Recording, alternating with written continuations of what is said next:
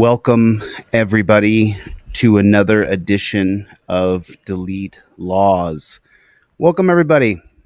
Merry Christmas, Happy New Year's, Happy Chanukah, Happy Holidays, whatever's going to make you smile on your face and enjoy your family and friends for 15 minutes because life is such a difficult ride.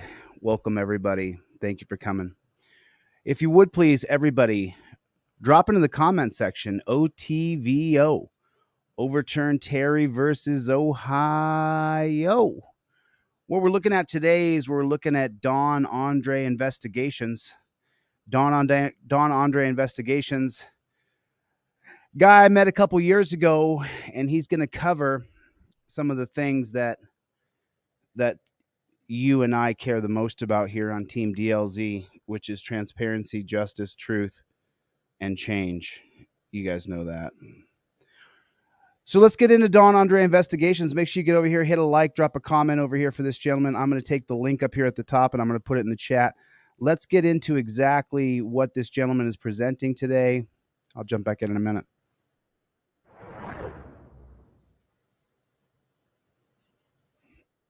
Viewer discretion is advised.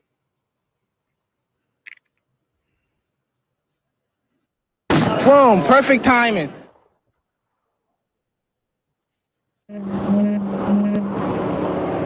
what's your name? Tim. Tim what? Wait, why do I have to give you that? I don't understand that. Because I stopped you for a traffic violation. You have to get For what traffic? not using turn signal 100 feet prior. Did I commit a crime? I need to speak to your supervisor. Okay, he's on his way, and he's got to tell you the same thing. You got to give him your ID. Step out. Sir, don't put your hands on me. I want your supervisor. I want your supervisor. Whoa. Hey. Turn it. You get back. Get back. Get your camera on, please. Back in the car. Sarah. Stay in the car. No one's gonna What the hell is this about? He's up. Stand up. Are you kidding me? Knees up, raw on your I'm knees. not going to move.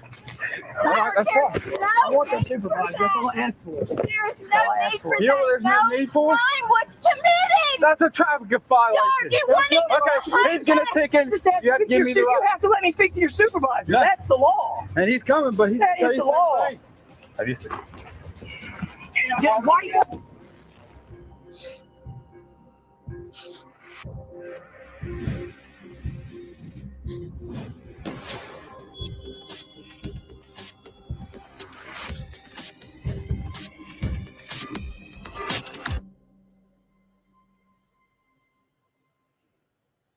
In the tri-state area, whispers of misconduct, corruption, and outrage have spread since the emergence of an autodidactic constitutional law scholar determined to expose the dark side of law enforcement. Enter Chile de Castro. Chile de Castro, who launched his YouTube channel Delete Laws in 2021, has attracted over 369,000 subscribers by offering discussions, dashcam and bodycam footage, and his perspective on American law enforcement. Following a message from an Ironton resident reporting police misconduct involving the Ironton Police Department, Mr. de Castro made an appearance in Ironton. Since then, he has been consistently uploading videos that feature him confronting police officers, sharing accounts of incidents inside the Lawrence County Jail, and conducting interviews with individuals accusing the Ironton Police Department of misconduct. After uploading a video to YouTube on March 21st, 2022, documenting his initial visit to Ironton, his presence gradually gained recognition. Over time, his videos started to gain traction and attract more viewers from the tri-state area. Mr. de Castro revealed that his phone has been inundated with emails and messages from numerous individuals in the tri-state region who claim to have experienced mistreatment by the police. On November 14th, 2023, I had the privilege of interviewing Chile de Castro regarding his extensive investigation into the corruption present within the Ironton Police Department. During our interview, we delved into the first 5 episodes of his newly released 15-part series, where he provides a detailed account of his experiences upon arriving in Ironton, Ohio, back in March of 2022. I kindly request that you show your support by subscribing to his new YouTube channel, American Patriot Proudly. Through this platform, he will continue to release new episodes and keep you updated on the progress made in this case. I want to stress that what we're dealing with here is truly extraordinary. It's a story that absolutely needs to be told. A powerful illustration of widespread corruption within a small town police department.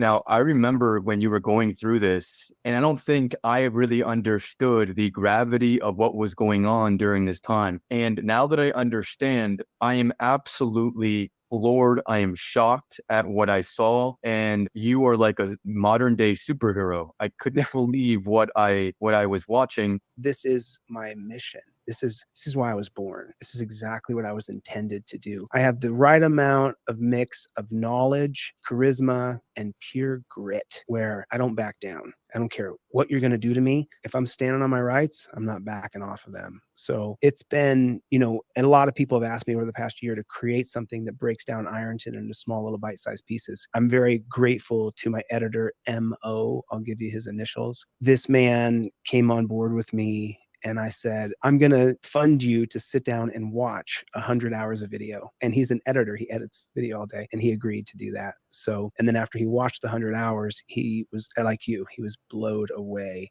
at exactly the depth of the corruption in Ironton, Ohio. And that's why we called it American Patriot instead of Ironton Uncovered, because after I leave Ironton, Ohio, I then go over to Youngstown and I discover that the police there have set up and murdered a guy named James Sheets. So after this series of Ironton is completed, it'll take probably 5 seasons. We're then going to keep on going into Youngstown and the places I went after that.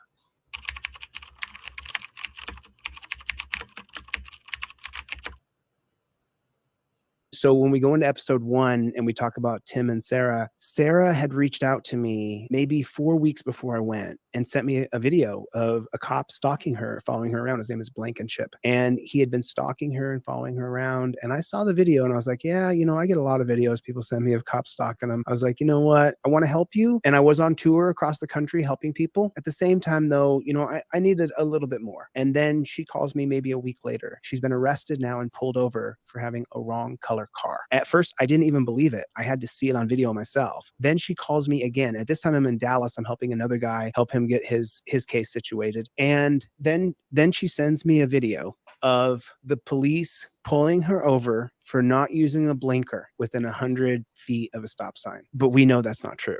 We know it was made up. And it's the same cop who's stalking her. He tells her to be a woman and own it and get out of the car. At that point, I was in Dallas, Texas. I called her. You heard it on the episode 1. I said, I'm 15 hours away. I'm driving there right now. I'll be there by Monday morning.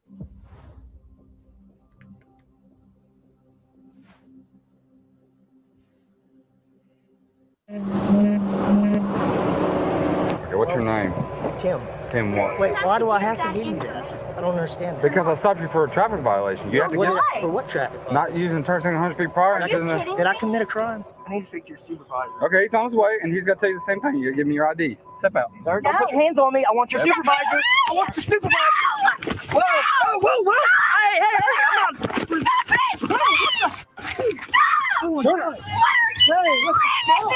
You get back. Sir! Get back. Get your camera on, please! Back in the car. Sarah, Stay in the no car. one's gonna This is anything. What the hell is this about? Knees up. Stand up. Are you kidding me? Knees up, roll on your I'm knees. not going to move. All right, that's fine. I want the supervisor. That's all I asked for. There's no need for You know that. what there's no need for? Crime was committed! That's a traffic violation. Sir, you weren't even Okay, he's gonna ticket. Just have You have to give me the You right. have to let me speak to your supervisor. Yeah. That's the law. And he's coming, but he's That gonna is tell you the law. the same thing. Have you seen? Why do you-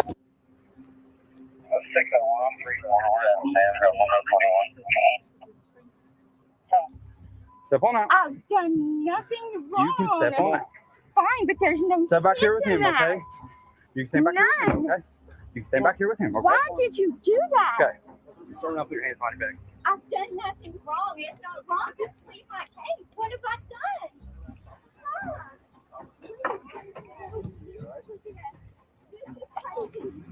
Lean back your car. He is. All right, well, he can sit there for a minute. So this is what happened.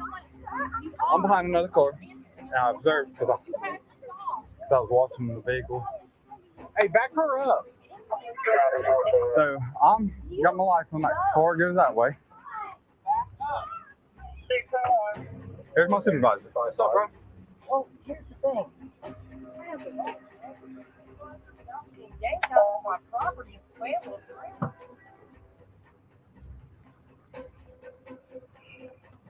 Okay, yeah. I won't. Yeah, she said he's got two tattoos. One looks like a fist, one looks like a square. He's got an eye on one side and a square tattoo right here.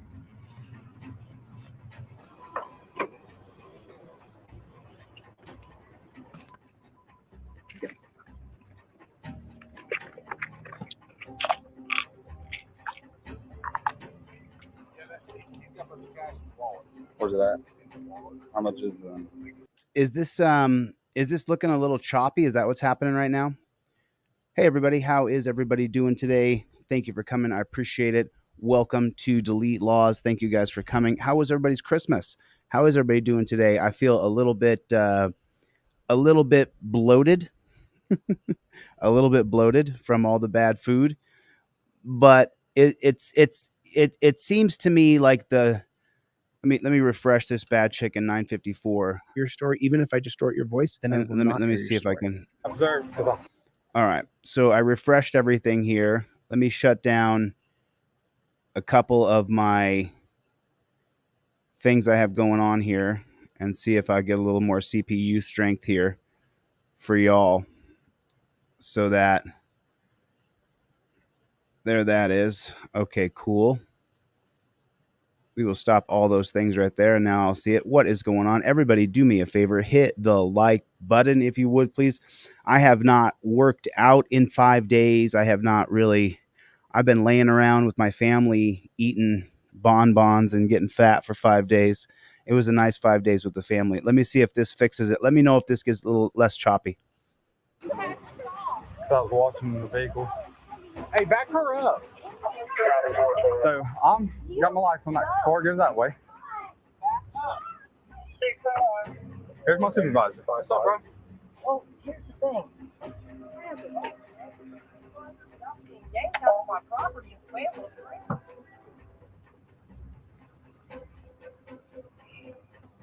Okay, yeah. I won't.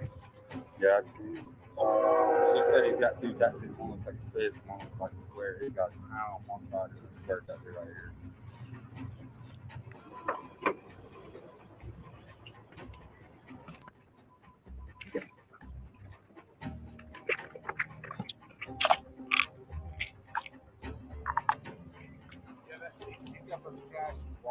Where's it at?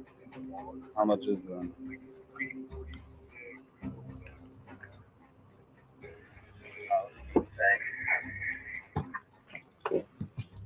So that arrest is later. It had been a year, maybe a few months, somewhere in there. What had happened was Tim works building pools. He puts in pools. So it's only a seasonal job. And then they do Uber Eats or they do DoorDash. And so these folks, they're paycheck to paycheck, and more than paycheck to paycheck, they are struggling all the time. And so what happened was Tim and Sarah had gone to the CVS there in Ironton, and they had just got their paycheck. So a $300 or $400 paycheck for people who don't have any money is a lot of money. I know that because I don't come from a rich family. So $300 or $400 is a lot of money. So they go into CVS and they're happy. They're buying all their stuff that they get because they got payday. And then they walk outside with their items. They get into the car and then they drive away. Sarah has her wallet, Tim's wallet, in her hand when she leaves the CVS with all the bags. And then when they get in the car and they drive away, they're going to another store to spend some money because they finally have some money. And Sarah's looking around and she can't find the wallet. So they realize, well, she knows Sarah's a pretty sharp tack. They say, you know, I had the wallet in my hand when I left CVS. So they go back to where they were. And in the space that they were parked is an Ironton cop named McKnight. So they go over, they look there, and then McKnight leaves before they can get there and start researching. As soon as he leaves, they pull into the same spot they were. They're looking around for the wallet. There's no wallet. So they go to the Ironton Police Department and they say, hey, you know, we think one of your officers picked up our wallet. And they're not accusing him. They just think maybe he found it. And so can you give us back the wallet? Because we know we dropped it right here and then we saw you right there. So can you please return the wallet? That turns into, are you accusing an officer of stealing your wallet? And then Tim and Sarah are like, well, if the wallet was there and the copper was there, then where's the wallet? And then the cop says to them, The entire thing is over Tim and Sarah losing their wallet, and then the cop keeping the wallet and the money in the wallet. And that's Evan McKnight in Ironton, Ohio.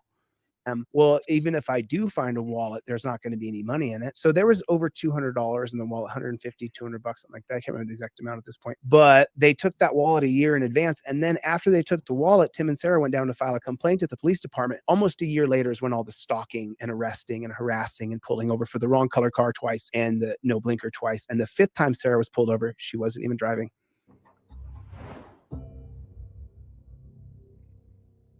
What's paying you? It's going to 2625 6th Street.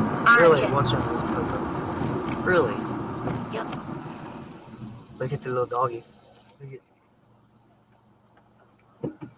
Hey, buddy.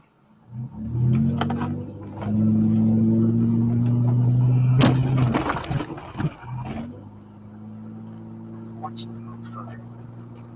I'm tired of worrying about them pulling me over and dumb shit. Next time they pull me over, they better have a real good fucking reason.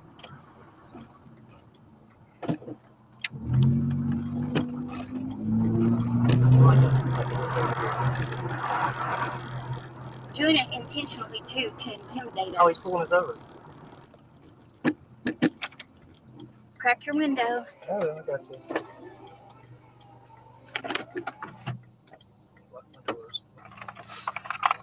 Unfortunately, you've committed a couple. Just don't argue with him. We just need to get back to work. So Traffic violations on just your vehicle. So shut up. Just don't say that. just shut up. 'Cause I'm not talking to you. Is that Okay. a lawful order? That is a lawful order. Okay. Can I don't like being interrupted. I don't like trying to be talked over to. What you're trying to do is apologize. what she is doing. Okay. I So apologize. this is what I'm saying. I want you to take your seatbelt off. And you're coming back here. Me and you're going to talk like men instead of having your wife yell over the top. Sir, Oh, wow. I told you once, apologize. shut up. Okay. I Just I told you once, shut up. listen. Shut up. No, sir, no, Shut sir. She's not breaking any laws. She's I'm not- done obstructed me twice. If I give her a lawful order to shut up, But it she is. said I apologize. Answer. Open the door. Ow. Who was talking to us, sir? No, I said step out here. Take your Okay. seatbelt off. Just Face step away. out. Just do what he says, babe. You are one right there. I tell her- asked if we could de-escalate. That's all I said. de-escalated, You were and she seeming like you were continued to getting really- yell and talk over top of Is us. she being under arrest here Yes, she is. for talking? For obstruction and failure to comply Sir, with a she was lawful order. just telling you the After I issue. told her to shut up and let me and you talk, Okay, I'll speak to because your she was supervisor. yelling over Are you the top of you. supervisor? Yes, go ahead, talk to her. I'm sorry. I don't know how this escalated into all this. We've been stopped here in this town before for this, and you were the one that stopped us. You guys have also made false complaints. Well, we haven't made any complaints. No, she attempted to make a complaint. But it was false. That was false. She got called out on it. What was the complaint? What was the complaint? I'm not exactly The complaint was about us being stopped and me being yanked out of my car and held in jail for 3 days. And my family told him that I didn't have a bond when actually I did. The bondsman came. Well, that has nothing to do with that. Exactly. Well, that was what she was attempting to complain about. We didn't know who to go to with that complaint. I'm going to put this back in my glove box. Oh, God damn it. She fainted. She fainted. Babe. Yes, sir. There's no need for ambulance. I just scare really easy, and I understand that's what I you need to have get to do. on my phone and then cancel this delivery.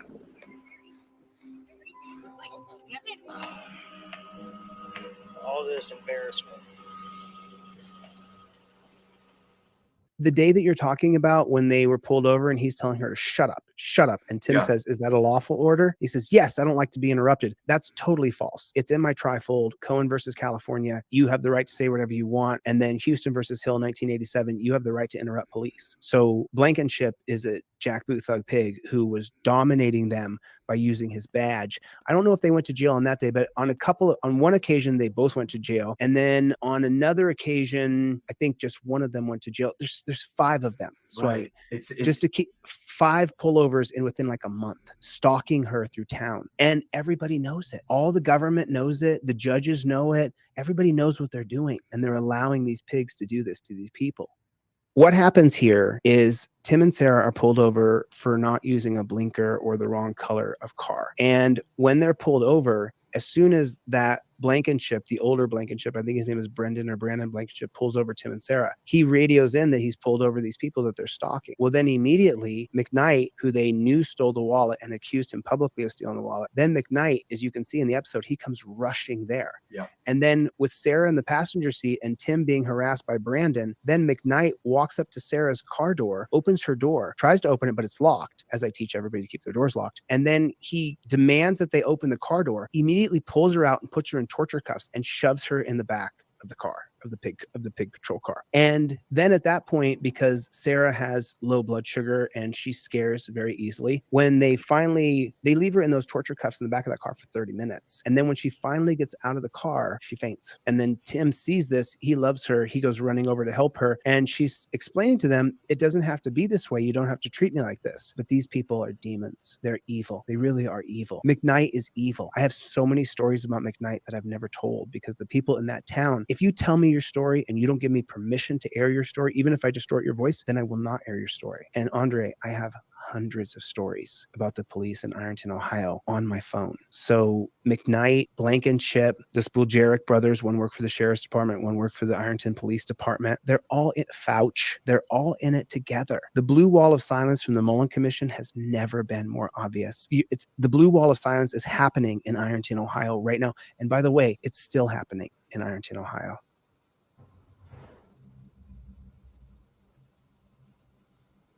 I've literally been circled. How many times now? That makes the 3rd time. And I can't fucking do it, man. I can't do it. What? Seriously.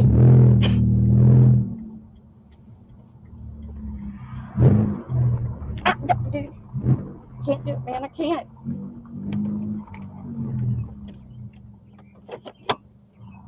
He's pulling you over. He can't pull me over. I didn't do anything. Use your 5th Amendment right.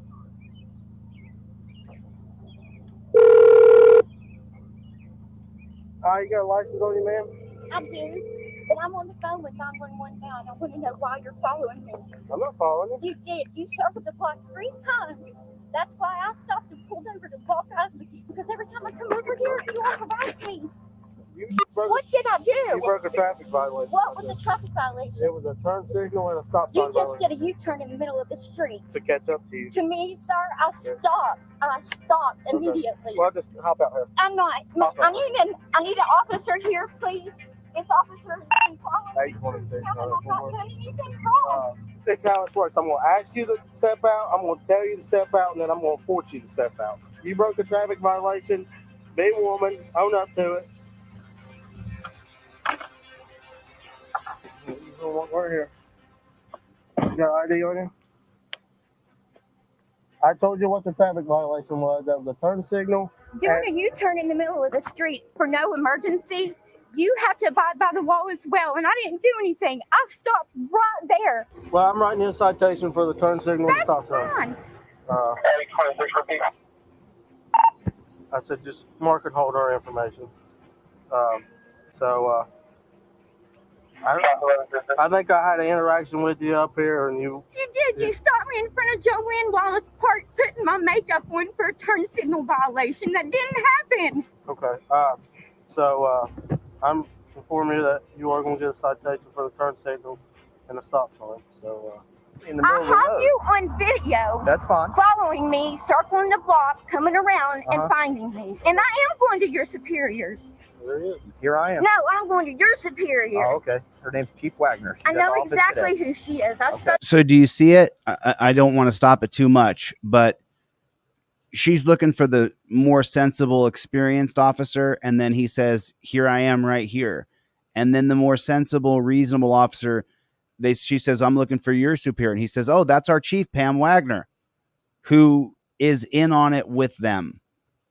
You can't get justice with this police system in America. It has to be changed. Coming around Uh-huh. and finding me. And I am going to your superiors. There he is. Here I am. No, I'm going to your superior. Oh, okay. Her name's Chief Wagner. She's I at know the office exactly today. who she is. Oh, okay, no problem. So go to his superior, go to her superior, and it doesn't matter how much higher you go up the chain because that person just has the pig's back. Coming around Uh-huh. and finding me. And I am going to your superiors. And then he says, "Here I am." There he is. Here I am. No, And here I am. And then she says, "No, I'm going to your superior." I'm going to your superior. Oh, okay. Her name's Chief Wagner. They all got each other's back. It's pointless. Without a third party that's autonomous, that has nothing to do with pigs, you'll never get justice out of internal affairs. I She's at know the office exactly today. who she is. I Okay. spoke with Miss Wagner several times. Okay. They never do anything. What you got? She stopped right at the crosswalk. And then when she signaled me, that's when she turned the turn signal on. She stopped. So he's trying to persecute her because she stopped and didn't have her blinker on. He says she went over the line. There was nobody around. He's just making shit up as he stalks her. There you go. No. I mean, this is the reason he pulled her over. Pay close attention here. And by the way, the Blankenshits are both brothers. So not only do they have the blue line together, they got family ties. She stopped right at the crosswalk. She stopped right at the crosswalk. She went too far. There was nobody around, but I decided to pull her over for no reason. And then when she signaled me, that's when she turned the turn signal on. Oh, so she was pulled up to the stop sign, and then when she saw the cop, she put her blinker on. He should pull her over for that. There you go. Make sure you put a nice narrative on the background so you can reference it, because I'm sure she'll take it to court. Oh, yeah.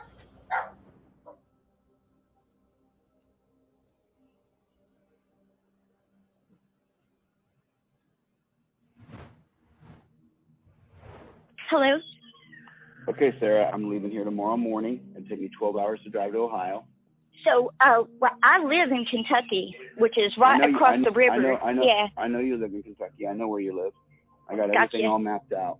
So this is just All a right, phone call to let you know that I'm on my way. I'll see you in less than 24, 48 hours. Okay? I appreciate you so much. I need so much. Get all your videos in order so that we can go Got over them you. as quick as we can when I get there. Okay? Okie doke. Okay. I'll see you Monday morning. All right. Thank you very much. You bet. Hey, Sarah, Bye. keep it under your hat. Keep it under your Oh, hat, real quiet. Okay? Definitely. See you Definitely. Monday. Okay. Bye bye. All right. Thanks, guys. Bye.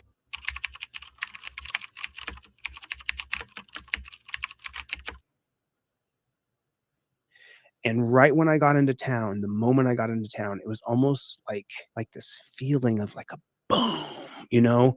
I could feel the energy of the corruption that was on the street level there. And nobody there had ever challenged the police, ever in the history of Ironton, Ohio. Nobody had ever walked up to them and said, "You are a pig, and I'm going to film you, and I'm going to catch you being corrupt." So I got there. I stayed at Tim and Sarah's the first night. I was slept on the floor for like 4 hours, got up, jumped in the shower, and then I got out of there and I went and checked into an Airbnb. But right away when I got there, I was driving my car with California plates on it. And this is a small town. Right away, as soon as I drove through town, 25-mile-an-hour streets, people are looking at me as I drive by. And I'm like, I got a booger hanging on my nose or something. You know, it was just such a strange thing. And then to watch the videos of Tim and Sarah and the abuse they had gone through and the torture and the wrongful arrest and leaving Tim in jail for 3 days, telling his family he doesn't have a bond when he did. So these things were catalysts for me to just stay there and keep going.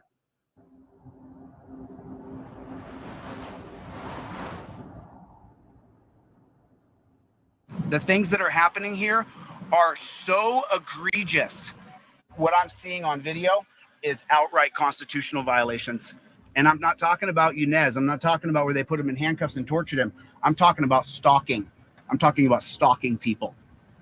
And when you guys see the video, when you see what these cops are doing in Ironton, is that the police department right there? That is the police department. Well, God bless. Now, inside this police department here, I won't express quite the same amount of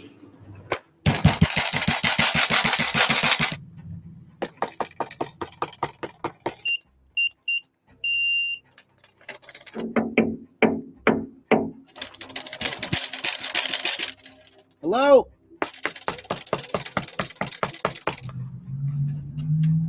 Well, that's definitely a cop car, and they got some stuff in there. So that's B. Pauley. This is a police interceptor. So you got the lights back here. There has to be another way into this police department. Nothing. I don't know why they're ducking. Ma'am, is there a way to get into that police department? You have to go out back and Okay. under the whatever that blue awning or something. Is there a way to call there or anything?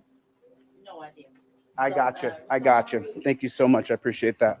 Are you a police officer? No. Is there a way to get access to the police officers? I want to file a complaint. I'm not sure. I'm trying to file a complaint. Is that door not open? It does not open. I tried it. I gave it the old college try here.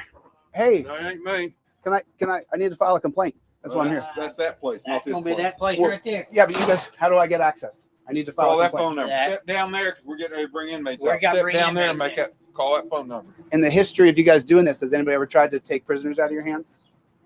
So that's not going to happen today, then, is it? I've done Well, then is it? 46 years and I ain't never lost one. Right. And so I'm not going to start today. Right, but you're trying in the to way take- though of them coming I'm not in the down. way. They're You can shackled. walk right by me. Back over there. I don't want you there. I don't care if you want me here. This is a publicly Hey, funded no, job. it's not. Go ahead, dude. Listen, Go ahead. I don't care. Go ahead. You don't know who I am. I don't care who you are. Okay, well, I can stand right here. Well, I I'm don't waiting know. for You're. them to We're answer the bringing door. inmates out. I give a don't damn want you what there. you're doing. I don't care. I don't care what I you're don't doing. care. You're in our way. I'm not in your way. The hell you ain't. You're in my If they way. would answer the door, I would have a Step down conversation. there. I'll step on this Step side. right down there. I'm not stepping Well, I anywhere. want I'm you to waiting do by it. this door. I'm waiting by this door, dude. And that's what I'm doing. No one's ever tried to attack you and take these inmates away, so just stop it. Settle yourself down. Can I file a complaint? Like Not where? at this moment. Criminal reports. That's the one I want right there. 740-532-3525. Is the chief here? Is Pam Wagner here? Real polite folks here in Ironton, Ohio. Well, guys, let me just tell you, I'm a civil libertarian. And what I do is I expose corrupt police departments all over the country. And this one This right young here, lady right here. this one right here is super corrupt. When they were taking the people who were in jail, because I don't want to call them prisoners, when they were taking those people out of the jail and taking them to the courthouse and walking them over to the bus, he walked up to me and demanded that I move from my position. And I didn't think that was right. Why do I have to move? You have 3 or 4 cops here. You all have guns. I'm in front of the police department. These people are in chains. Why do I got to move? And so I told him, no, I'm not going to move. And then I'm not sure if you really pay attention to the episode. Then when they opened the door and I saw that the door was like right behind me, I actually moved to the other side because I'm not trying to obstruct justice. I'm just trying to let him know that I am a free American and I can stand right there. Well, that wasn't good enough for him. Even though I moved out of the way to the left, then he said, you can't stand there. So then I said to him, how many times have people stolen prisoners from you? How many times have people escaped from jail right here? How many times? And he said, well, I've never lost any. And I said, well, you're not going to lose any today, are you? So settle yourself down. And it was just, it's the way the cops are in our country.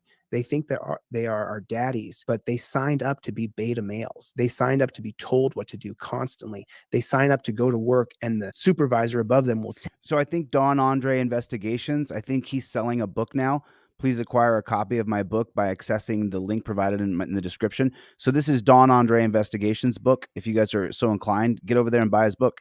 He's a great investigative journalist. Tell them what to do every day. And then if they have any questions, they got to call into base to ask them what they think they should do. Like, understand that about police. If you understand that, then you are the alpha. And if you have that confidence about you and you see it in your eyes, those pigs will back down 99 times out of 100. Okay. Hey, I'm here to file a criminal complaint against Blankenship. I got him on video. You can see the video. Okay. And What's going on? He's harassing Sarah Page. I've got about 10 videos. If you're not the victim, I can take no complaint from you, but I have to have a complaint from her. I'm a civil libertarian. Are you the chief? Are you Pam? I am. Oh, but she came here. You're Pam. There's Pam Wagner. Yep. So she came here, and what Pam said to her was that she would arrest her for filing a false complaint. That is not. That's what you not said. true. That's what you said, Pam. Don't lie. That's what you said. I got it on video. I have it on video. I have everything on video. So why can't she file a complaint? Why can't Sarah file a complaint? She can file a complaint on anything she wants to, and I No, explained. you said you would arrest her if she filed a complaint. Is what you said. No, I did not. That's what you said. That's what you said. Do you know what I do? Do you know what I did? Oh, I know what you do. I know everything about your record. I looked you all up before I drove all the way over here. I'm sure you did. So did you see Blankenship follow Sarah around 6-8 times and pull her over? Did you see her wrist after he cuffed her up? Did you know he's been pulled over twice for not using the blinker? Twice? And then you go to handcuffs for that? You go in handcuffs for not using the blinker? Okay. When she came in here, what she said is she had it on video. She does. Well, she never showed me that video. What she did, and I told her, I said, well, we'll pull the body camera footage up. Okay. And we did. Right? We did. And you saw him circle around her 15 times and then put her in cuffs? Two times these people have been pulled over for not using a blinker, and 2 times they've been put in handcuffs. You know handcuffs are torture, right? Absolute torture. Okay.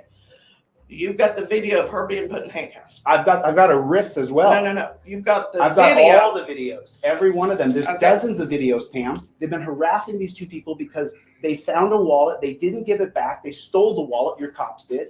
And then they've been harassing these people for 2 years. And you guys been picking on people who don't have the brains, the charisma, or the knowledge to actually take you on. And that's why I'm here, Pam. Okay. And that's what I'm going to do. Because let me tell you something. You know whose head's going to roll getting fired? Yours. Because of what you've been covering up for 2 years.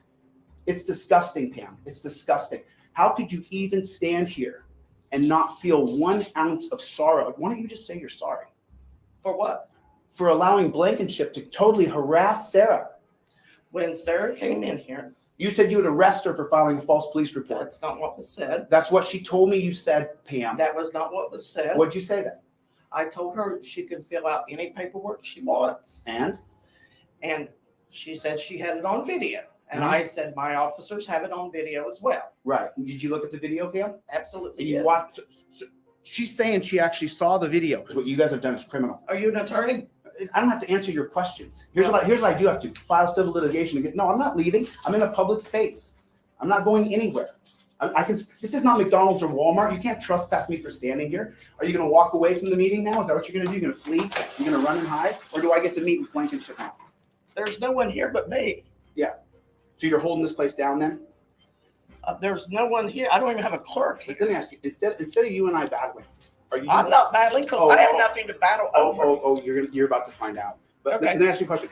Instead of this, are you actually going to do anything?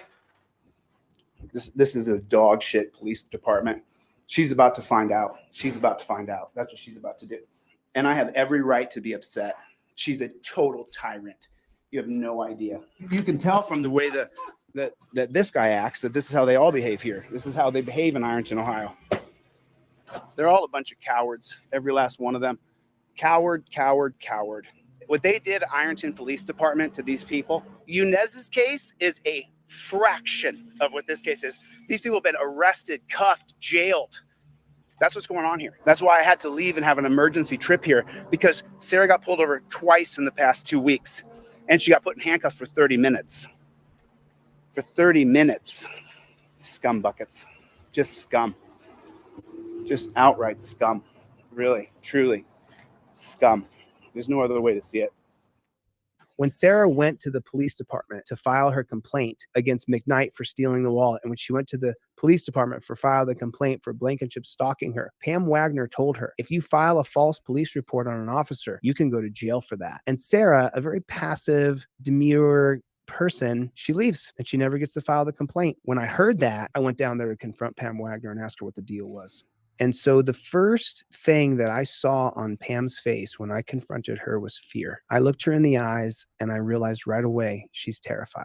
And that's most of these pigs that I take on. As soon as I step up and let them know that I'm a scholar and that if you play games with me, I'll file a lawsuit against you and I won't stop until it's done. And Pam knows that now because I'm not stopping. She was afraid. She was so afraid I could see her quaking. Like, I don't know if you can see it on camera or not, but she's quaking. Her lips are quivering. Her body's quivering. She's very scared. I remember that she lied to me and told me that she did not tell Sarah that she would arrest her for filing a complaint, which later in another episode comes out that she did. Right. And she had all these tells, physical. You can look at her and be like, you're so uncomfortable right now. She showed me mostly, Andre, that she's a coward and she's afraid and that it looked to me like she drinks too much. The color of her skin and her demeanor, she just looked to me like a drunk who was sober for the day, to be honest. And then later to come to find out through the townspeople, Pam spent a lot of time at the bar. They often had to carry her out and put her in the car and someone drive her home.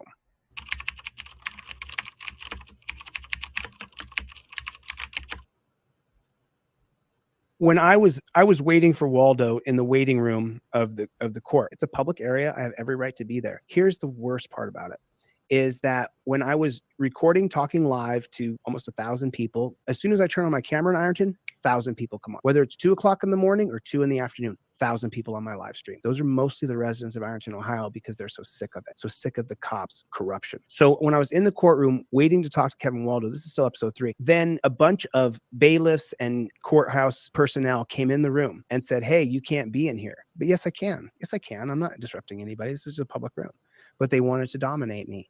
And I said, no, I'm not leaving. And so then they eventually crescendos to where they grab me. And when they grab me, this is the worst. You know how on your iPhone, there's a little button up here that turns your phone on or off? Well, as soon as they grab me, my hand is jarred and I click the button off. I don't get a video of them grabbing me, but 4 of them all grab me.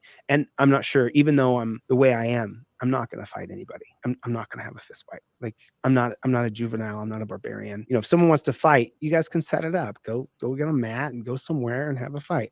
But I'm not going to fight any sort of government official in their official capacity. So when they grab me, they drag me out. And right when I get out, I get my phone back on because I'm still running live. And then I don't get to get a video of it all. And then as soon as they grab me and drag me out of that room, I then say, I'm going to sue you for putting your hands on me because that's against the law to grab somebody who hasn't done anything wrong. And none of the guards or bailiffs will tell me who anybody is. And they're all lying and saying, we didn't see anything. Who grabbed you? It was surreal.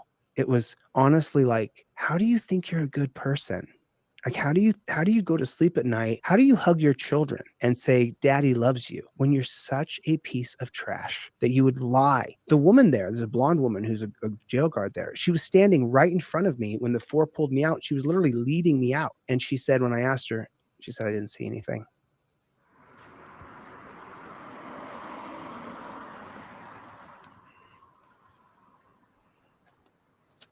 Where is that courthouse at? Is this the courthouse? Yeah. So it's kind of a funny looking courthouse, huh? Let me go see if I can hit the judge's chambers here. Show the judge what's going on. But Kevin Waldo, we did the research on him. Kevin Waldo graduated from Ironton High School. So, that means that he's known all these people and the cops and everybody here. He's known them all for years. I'm gonna have to leave this coffee. Let's go see if we can get the judge to have some sense and some decency here. Trying to talk to Judge Waldo. Is he in? Yes, he is. That'd be great if I talk to him. Yes, he is. And I have this set up so that he can see it. And I'm going to show him something here. Let's see what they say. Let's see what Mr. Waldo says. Oh, let me guess. He's not going to talk to me. There's a shocker, isn't it? So set an appointment maybe for 9-10 a.m. Would that be all right? I'll be. Hey, thank you. I appreciate it. Listen, I'm for law and order. I'm for America. I just the application of the way the laws are being applied right now and the harassment that's going on from the Ironton Police Department. I have video that I want to show the judge because this is ongoing. Let me show you guys though, just real quick, since I got you guys right here. let me just show you guys so you guys get to see the video here. So this is Sarah Page right here. She went to go and pick up a friend. And what's been going on here at Ironton Police Department is for 2 years after Sarah found out that the cops took her wallet, she went back and complained at the police department. And now ever since then, she's being stalked. So she went to go pick up a friend right here. I want you guys to see that. Cop passes. That's that same Officer Blankenship. So you guys can see exactly what happened. They never, ever come around here. Dude, I tell you, they look for my car. They do. They watch for your car. They have to. Like, there's no fucking way, dude. There's never police around here. Unless somebody called, like, an anonymous drug complaint on me for smoking weed, which shouldn't even be illegal. They can't do that, I know dude. they can't do That's that, but hearsay. they'll still do it, you know? They'll And just look, because people there he is, right behind me. following you? Yep. Yeah, he's definitely following And you. I definitely got that one.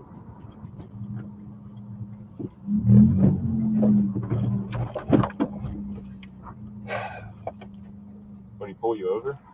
So at this point, Sarah, this is the 5th stop. Sarah realizes that she's being stalked, that no matter what she does, she's going to be targeted. So the moment she sees the Ironton pig, she decides just to pull over. She hasn't done anything wrong. She's just going to pull over. And he passes her.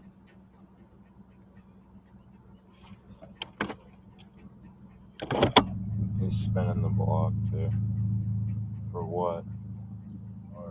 They're harassing me, is exactly what it is. If he comes back around, they're definitely stalking you. If he was just driving through.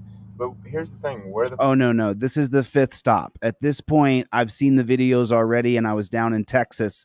I'd already seen all these videos, and I was actually, when this happens right after this video, I get in my van and I drive up to Ohio. Fuck is he going is the thing. Like, there's... That guy's pulled me over before. 4 times. He pulled me over before, and I gave him fucking hell for it. Right. And I told him to get his supervisor over here. Cop that was just following. Yeah. He pulled me over right back here in front of Jolene. And he just come back around? He's harassing me. Did you guys just see that? I'm sorry. He went down that road, turned around, and came back up the same road. And no Justice Department investigation. These cops have not been arrested. This is still, matter of fact, the cop got promoted to captain. He's now captain of Ironton Police Department. I will take you to the hospital, like literally, dude. She was doing her friend a favor and taking him to the hospital because he was ill. Just as quick as I possibly can. But I'm pissed off because there he goes again, and he's gonna fucking circle around. Just What do you bet? Circling? Yep. Why? That doesn't make any fucking sense. He's stalking her. Like, that makes no logical sense why he would be circling the block over and over I'm again. calling the police department. That's No, exactly don't what I'm call gonna the do. police department. You can't call more pigs to solve your pig problem. I'm sorry. We need a third party over the top of these cops. Can't take it, man. I'm sorry that I had you come to Iron. No, don't be. It's not your fault, buddy. Not at all. They can't get me on the fucking car color shit again. Oh, well, your car comes back as a tan vehicle. They had pulled her over twice for the wrong color car. This is a public building. I'm just going to finish. No, we're conducting business here. You got to go over here if you're going to have public, if you're wanting to use it. Go ahead and have a seat. Let me help you out with something real quick. So that took me 20 years to get that done right there. And so what that means is that I can stand in a public building. I'm not disrupting anything. We're getting ready to start court here. Okay, that's great. Where's court? Right here. It's getting ready to start. Okay, great. So come on. He's just making things up. None of what they did is lawful. None of what they did is right. They just want to be able to have control over my movement, over my body, over my person. All around here. It's not a lawful order. That's not how it works. So because it wasn't a lawful order, I ignored him. He comes back with 10 cops. Racing around the block. Stay behind him. Then he can't do anything. Follow his ass. They're going out of their way to fuck with me. That's obvious. Yes, sir. Right here, right here. And I'm not going to resist you, but I just want you to understand I something. just want you to sit A down here. 1983 civil rights violation, I'll file it. I have a right to stand in the public. But I'm not doing anything other than showing the video of what happened. Sir, Because we're trying to conduct business Right. here. No, what So you- you need to what sit you're right doing- here and have a seat. this is a violation of my Come right rights, out here guys. and have a seat. This is a violation of my rights. interfering with what they're doing in here. You need to step out. There, nothing's going on in that room. Interfering with what they're doing in here. There's nothing happening in the room. It's literally a public waiting room. Yes, you are, Yes, you because are. we have You need people to step coming out. through here. You guys can do whatever. We need to You step you out guys there. can do whatever you'd like, but the Just thing is, step right if you put your hands on me, what that does is that you're molesting me, and that gives me a right to file a You 1980. need to step Just step out over or you here. will be arrested. You're going to Step out arrest me here. for what? If you don't step out, you are interfering with what they're doing. But what am I going to be arrested for? What's the charge, officer? Come on. No, Well, Come on. they don't know because they don't have a charge. They're just making things up and want to be able to move me where they want to move me. That's how bad it is. On camera, there's no statute, there's no ordinance, there's no signage. I'm in a waiting room they don't want me in, so they're going to dominate me and take dominion over my body. I've just got one more minute on this video and then I'll step out. I asked to see the judge. I'm being patient. I'm Well, not interrupting anybody. It's not up to the I judge haven't- to I see haven't you raised just my because you voice. want to. I made an appointment for 9:10 a.m. tomorrow. Let's go. Oh, okay. Let me go. Let me grab my- They put their hands on me. Nick, what's your name, sir? Can I please get? I'm not going to sit down. Can I please get your name? So they move me from one public room to another public room, and then he tries to get me to have a seat. And the other cop's going to tell me, "Come sit down." They just want to have dominion over your person. Mark Harmon. Your name's Mark Harmon, and which department do you work for, sir? Expect a lawsuit. What's that? I've sued everybody in this room. I need the other gentleman's name. I have a court appointment at 4:00. I go to court at 4 here. I go to court here at 4:00. Over there, next room, right there. You need to have a seat. You have a First Amendment right. It doesn't end at the court doors. It doesn't end at the court doors. As long as you're not disturbing the peace, you can film anything you want. You just can't film in the courtroom where there's a jury. That's the only caveat. So now I will finish the video for you guys. Hopefully my computer didn't die in that process. We've been circled how many times now? That means third time. And I can't fucking do it, man. I can't do it. What? Seriously.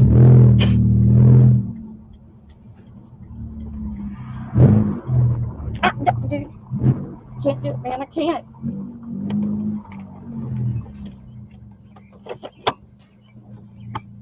So she came up to the intersection, and because she was flustered, she sees the cop who's stalking her. And so she's like, well, he's going this way. I'm just going to take a right to get away from him. He's going to say that she didn't use her blinker 100 feet before the stop sign, that she put her blinker on when he saw her. Well, how many times now? That means third time. There's the cop who's stalking her, who's been stalking her the entire time. Fifth pullover. Can't fucking do it, man. I can't do it. What? Seriously.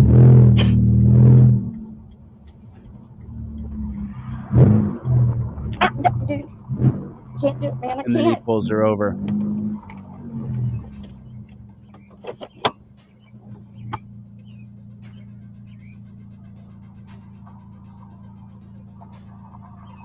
He's pulling you over. He can't pull me over. I didn't do anything.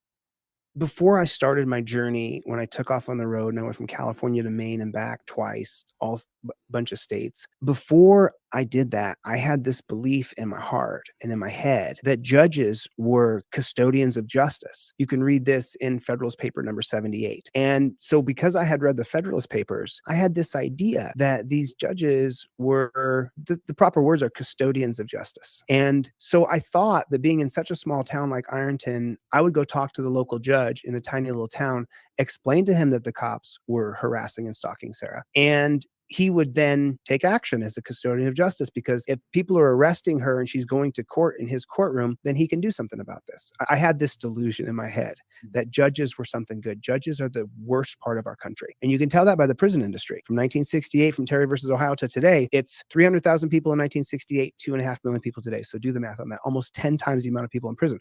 Well, who's putting those people in prisons? Judges. Why can't you bring your camera in the courtroom? Because then you'll be able to record the corruption of judges like Kevin Waldo. So at first, I had this idea. Toward the corrupt. So Kevin Waldo, he pitched this idea that he would do rehabilitation clinics.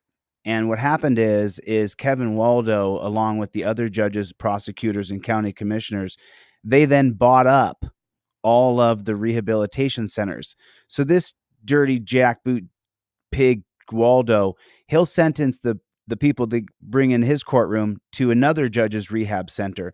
And then when they go in front of Bonner or they go in front of one of the other judges, then they'll sentence them to Kevin Waldo's rehab center. It's a great big screw you system. You can go to a rehab for stealing, even if you're not on chemicals. Waldo's a dirty pig. He's grew up there. He knows the system inside and out. Waldo's a dirty pig. Of judges like Kevin Waldo. So at first I had this idea, and then pretty soon I started to placate out. I'll get into those later episodes later, but pretty soon I started to say out loud, oh, Waldo's a great guy. He's really going to jump in on this, knowing he's a corrupt pig sucker. Let me say it again. He's a corrupt cop sucker. 100%. That's what he is. That's what he is. Back the blue till it happens to you. And then you'll call me and you'll say, man, I was a big cop supporter. And then they beat me up and hurt me. And they put their knee in my neck. Well, I need your name, sir.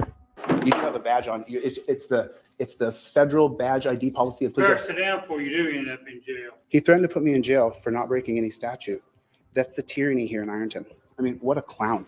What a clown. What an absolute clown. And he walks around like he thinks he understands the law. The wheels of justice take time to turn, but they will crush him.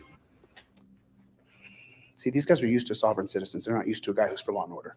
There's a big difference. Oh, do you think it's funny? Do you think it's funny? I think it's fun. What do you think? What's funny about it? I just want to know. What do you think is funny? Just curious. What do you think is funny? I think it's funny, yeah. What's funny? Where you're acting. I'm here because there's people who are being stalked, harassed, and arrested 5 times now by the Ironton Police Department. I'm here for liberty and justice. Well, we'll go down and tell the Ironton Police Department that. What are you telling me? I already did. Well, then. I'm here for Sarah's court hearing at 4 p.m. Who's hearing? Sarah Page. I'm here for her court hearing at 4 What's she arrested for? She's been pulled over twice for not using a blinker, and then she was arrested for not telling the cop, giving her ID as she was a passenger in the car, which again is unconstitutional. You have a right not to identify unless there's probable cause been established. Okay. I mean, aren't you for law and order? Yeah, I am. Me too. We agree. Aren't you for America? Don't you love this country? Yeah, are you? Yes, 100%. Then we agree. Okay. So then when the Ironton Police Department, did you hear what he just said? He said, sit down or he'll arrest me. Do you agree with that? Do you think that's right? Well, yeah, you ought to sit down. No, but do you think that See, when you invade someone else's space, invade? Yeah, I'm a free citizen. This is a public space paid for by the taxpayers.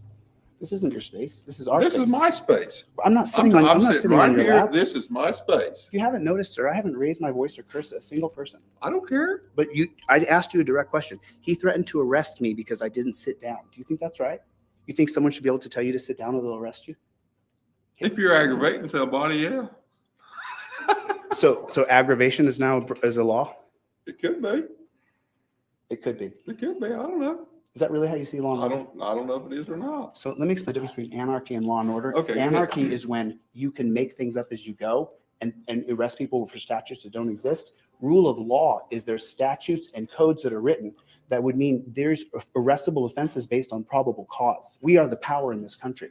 So that means I have a chance to redress my government and come in here with my First Amendment right and film everything here. That's what you're doing. So what's the deal? Well, What's the deal? I don't understand the deal. Well, now I'm going to sue that guy who touched me, Mark Harmon, and I don't know the other guy's name. What's his name? I didn't see nobody touch you. See, this is the definition of tyranny when they hide who the personnel are. I asked him his name and badge number. He's violating the 2019 Federal Badge Transparency Act. So he's violating the law. Not him, the other gentleman who didn't give me his name. I have a right to file a complaint, to go through all administrative options, and then file a civil rights lawsuit. I have that right. And they can't grab me because they don't want me in the clerk's office. That's against the law. You can't put your hands on me. Just like I can't touch you, I can't touch him, and I can't touch him. I can't put my hands on people. It's rule of law, sir. Okay. Well, you said you respected it, but then you said he should be able to arrest me for aggravating him. When I didn't. said you was aggravated. In which way? How have I wasn't here. Have I cursed? Have I cursed you out? You were in the room. You saw him grab me. I must have my head turned. I don't know. You must have had your head turned. You didn't see him grab me. No, I did not. Well, the video will show that you did see it, Well, good. which is That tickles me to death. I don't care. wow, just atrocious. Just atrocious. I mean, she came in too. Are you going to identify that officer who put his hands on me, ma'am? Ma'am, ma'am, I'm behind you, ma'am. I don't want to freak you out or anything, but I'd like to know, are you going to tell me that officer's name? No, the other one. That's Mark Harmon. There was another gentleman who also put his hands on me, which is against the law. I didn't see You didn't? I was in there, but I didn't see anyone put hands on. You didn't see anybody put their hands on me and grab me? No? Wow. It's on camera. Oh, I didn't see it. There was people sitting in front of me. Oh my God. She just said, oh, so you don't know the other guy's name then? The short guy who was, you don't know his name? Can you tell me his name? No. She won't tell me his name. So those who claim to be the law, break the law, violate the law, and act like By they're not. me not telling you his name, start violating the law. Do you think that saying that you didn't see anything, do you think that I makes- didn't see anything. But you came in the room I as, was as in an the authority room, figure, yes, and then I was. I was ushered out by physically grabbing me. You're gonna. I didn't see anyone. Don't touch you have a I mom and seen dad? that- I do have a mom and dad. Do you believe in the Bible? Honor I thy do. father and thy mother. And if I was lying, then I would go to hell for that. No. The only way you're going to get justice here is through the camera and by lawsuits. They physically grabbed me, and then none of them saw it later. They physically grabbed this guy. He won't identify himself. This gentleman right here. Get a good look at him. Are you going to identify this gentleman so I can list him in the complaint? You can have a seat in the courtroom if you'd like. You're not going to identify. Make sure your cell phones are turned off You're not and your gonna hats identify are him? off. I mean, you're not going to identify him? I'm just asking a fair question here. Put his hands on me. That's against my rights. Absolute tyrant. This guy's an absolute tyrant. He would never touch me without the gun and badge on, ever. He knows better. But he'll do it when he has a badge and gun, and then not identify himself and hide from transparency. I'm suing you, brother. You'll be heading to this court yourself. You'll be a defendant. You think I'm joking? I'm not joking. I am not joking. I've come here to do this. This is why I'm here. Now imagine what happens to you in prison because of the 1980 case of Johnson versus Glick. Johnson versus Glick is going to state that you can't file a 1983 if no one saw what happened to you. She said she didn't see anything, and that clown right there said he didn't see anything. Just pathetic. I got to go in here and file my amicus brief, so I got to turn my phone off. I'll see you guys on the flip side. Your Honor, is there a way I could meet with you specifically? Because this regards Sarah Page's case. There's constitutional violations going on right now around her case. Are you an attorney, sir? I'm a civil libertarian, Your Honor. My question was, are you an attorney? I'm a civil libertarian, Your Honor. Okay. I'm not. I don't have a bar card here. I don't have a bar card in this state. I'll let you meet with you. If you got a point, with Judge Waldo. And I do his traffic. Oh, I see. And then the last thing, order of business, Your Honor, is I need this gentleman's first name and last name. I'm filing a complaint against him, and I'm filing civil litigation against this man for putting his hands on me. I just need to identify him as a member of the law and order. I just like his full name so I can file a lawsuit against him. You go outside. You go out to the clerk's office and get that if you want. I've asked 10 people, Your Honor. You are the presiding man here. There's only hired than you, sir. When you have a meeting with Judge Waldo in the morning, you can ask him. So I should just take a picture of him and bring it in? You won't tell me his name? I apologize, sir. That's not my employee. Right, but you can't identify him so I can file litigation against him? You can talk to them or Mr. Waldo. Judge Waldo. Your Honor, Federal 78, you are the highest ranking member of this court. You are for law and order. Sir, if you Okay. want to, you're welcome to stay if you want to, but I'm not going to carry on this conversation. No, I mean, these are your duties, and I know what they are, and I respect you, sir. Okay, thank you, sir. I appreciate your time. The number one responsibility of judges is to be accountable to the rule of law. And you can read this by Alexander Hamilton in Federalist number 78. And what that judge just did was he violated his oath to the bench. When I asked him to identify someone who had assaulted me, he refused to identify, meaning he's not holding up the rule of law. And that's what's going on all across America. That's why I'm traveling the country helping people. We're living in clown world here. Without the camera, without transparency, those people would have jumped me and beat me up. And then these people here are liars and frauds, complete and utter. I mean, just get a good look at his face. He doesn't honor his father and mother. Get a good look at her face. She doesn't honor her father or her mother. She lied. How does that feel? To have an allegiance instead of the Constitution, but to a blue line. Just pathetic. Mark Harmon said, "You better sit down or you're going to get arrested." And I said, "You're going to arrest me for not sitting down?" He said they said they would arrest me for not sitting down. So then I didn't sit down. And then I went over to this older guy who was the guy you're talking about by the metal detectors. And I said, "Do you think it's right that someone would threaten to arrest me because they don't like what I'm doing?" And he said, "Well, if you're aggravating him." I said, "You think that I should be arrested for aggravating another person?" And he said, "Well, maybe." And that's when I said, that's why we have the rule of law, because there are codes, statutes, and ordinances for the reasons why you can be arrested. And that's why we don't have the rule of law is the Constitution, is the Bill of Rights. Now, each state across America has created tyrannical laws that go against the people, against our freedom, and against our liberty. And so when he said that they could arrest me, or he would agree with arresting me for annoying somebody, then I knew I was absolutely in the depths of tyranny.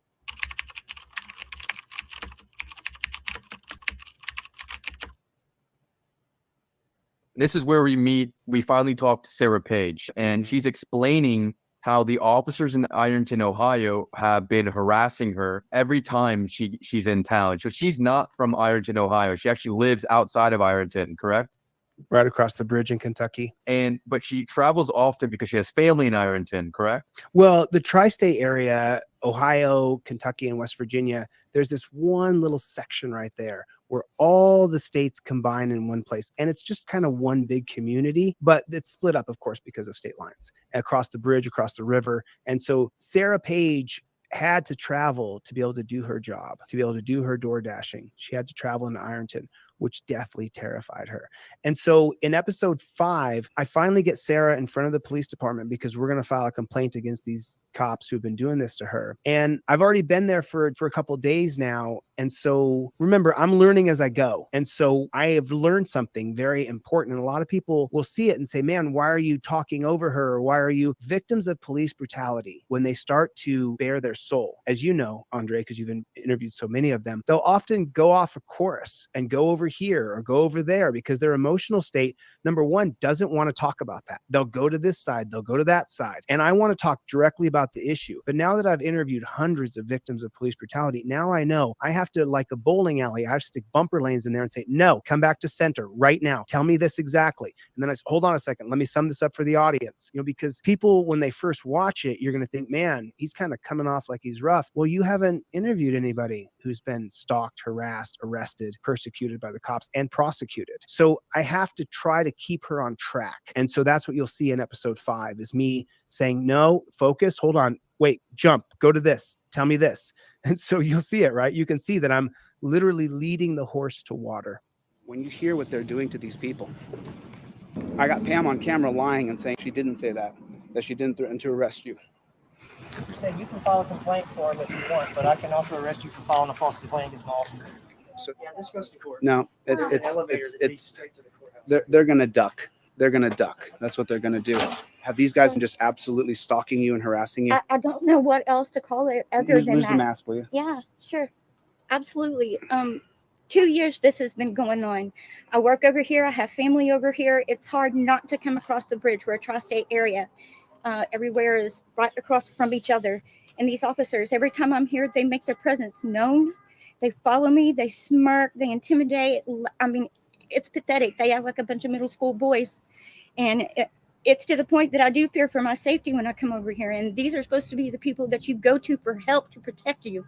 Tell them what happened 2 years ago. Just give them the basis of what happened. My fiance and I went to the dollar store when I had bag, hands packed full of bags, leaving the store, and I had his wallet in my hand. Well, I guess in the midst of putting the groceries in the car and leaving, I dropped his wallet. Well, I hadn't noticed it at the time, so I left and went across the street to the CVS. Once getting there, I kind of noticed across the street that a police officer has pulled into the spot that I just left. He was talking to somebody in a van, and then after he pulled out, he circled around and pulled into our spot and opened his door and reached out. And we didn't know what he was doing yet until she was like, the wallet. And I'm like, I don't have it. And we went to the dollar store, and the security camera showed walking out the door with it. So from the door to the car. Okay. So when we got in the car, it fell on the ground, we assume, and we saw him pick something up. So she went to the police department. Okay, and then you came right here. I did. I came directly here. I didn't know who it was. So when I came here, there was a gentleman here, and I explained to him the situation. I said there was an officer that was just at the dollar store. Could you please have him dispatched here? And he said, well, what for? I said, I believe he picked up my wallet and I would like to get it back and Right. would like to do that. What does he say when he pulls in here? So he says, how can I help you? I said, well, sir, you know, I'm pretty sure I just watched you pick up my fiance's wallet and I thought I would just get it back. Well, I don't know what you're talking about. I don't have your wallet. I said, sir, you just left the dollar store parking lot, and I'm pretty sure you picked up our wallet. We watched him We'd like to circle in the have it parking back. lot and look in his lap for like 10 seconds. Like he had to have been looking through it. Right. And And there was $130 in it. Whoop-de-doo. No, not what you do. You told me earlier you make $15 an hour, so Yeah. $130 is a full day's wages. Is that correct? So Absolutely. you're not rich. You're not rich. Oh, no, we're like paycheck to paycheck. So $130 is a lot of money. Dude, we can barely keep our car on the road. Right, That's our electrical right. So then what happens? I said, sir, honestly, I thought you would have integrity and give it back. He says, well, I don't know what to tell you. I didn't take it. And even if I did find it, there's not going to be any money in it. And immediately I was like, okay, well, obviously he took it. I He mean, said, you know what you're doing is accusing an you officer know- of the law of I theft. said, I'm not accusing you, sir. I'm saying I watched you get it and I needed it back. So let's jump, Sarah. So she doesn't get the wallet back. He takes the $130. He takes the wallet, and then He pulled out and followed me all the way across town. Conveniently pulled me in to the place where I purchased my vehicle. But he said his reason for the stop was that it came back as a tan vehicle. Okay, so this is the jalopy. Personally, I think that it is a grayish color, but it Okay, so let's take a look at the jalopy real quick. That car is 10, 15 years old, right? So that means that over time, if it's left outside in the weather, the paint will slightly change colors. Well, just remember, Tim and Sarah have been pulled over 2 times because they said that the color of the car doesn't match what's on the registration. This is the jalopy. Personally, I think that it is a grayish color, but it does have a tan undertone, if you want to call it that. But yeah, it looks more gray or silvery. she was pulled over because he ran her plate without probable cause, which is a violation of the law. And then he said he pulled her over because her car's coming back not tan but silver or whatever the BS he made up was. He pulled her over for saying that her reg didn't come back with the right color of car.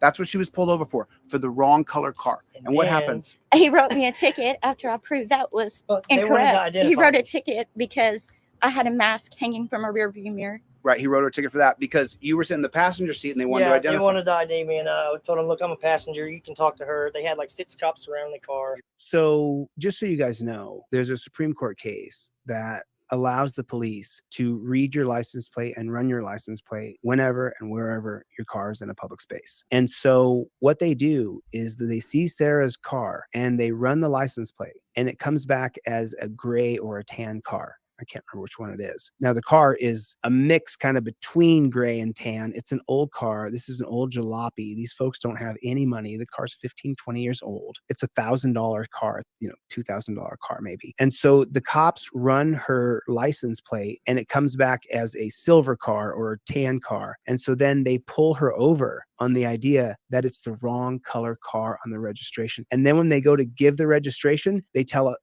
them that they're giving a fake registration because the color of the car on the registration doesn't match the color that they're seeing. The car is almost 20 years old, maybe even 20 years old. And so the sun over time will slightly mutate and change the color of a car. We know this, especially classic car owners. And so they pull her over for that. And then eventually she'll be arrested, put in torture cuffs. And then they let you guys go. And then what happens after that? It was pretty quiet for a little bit. But then after that, A few months passes.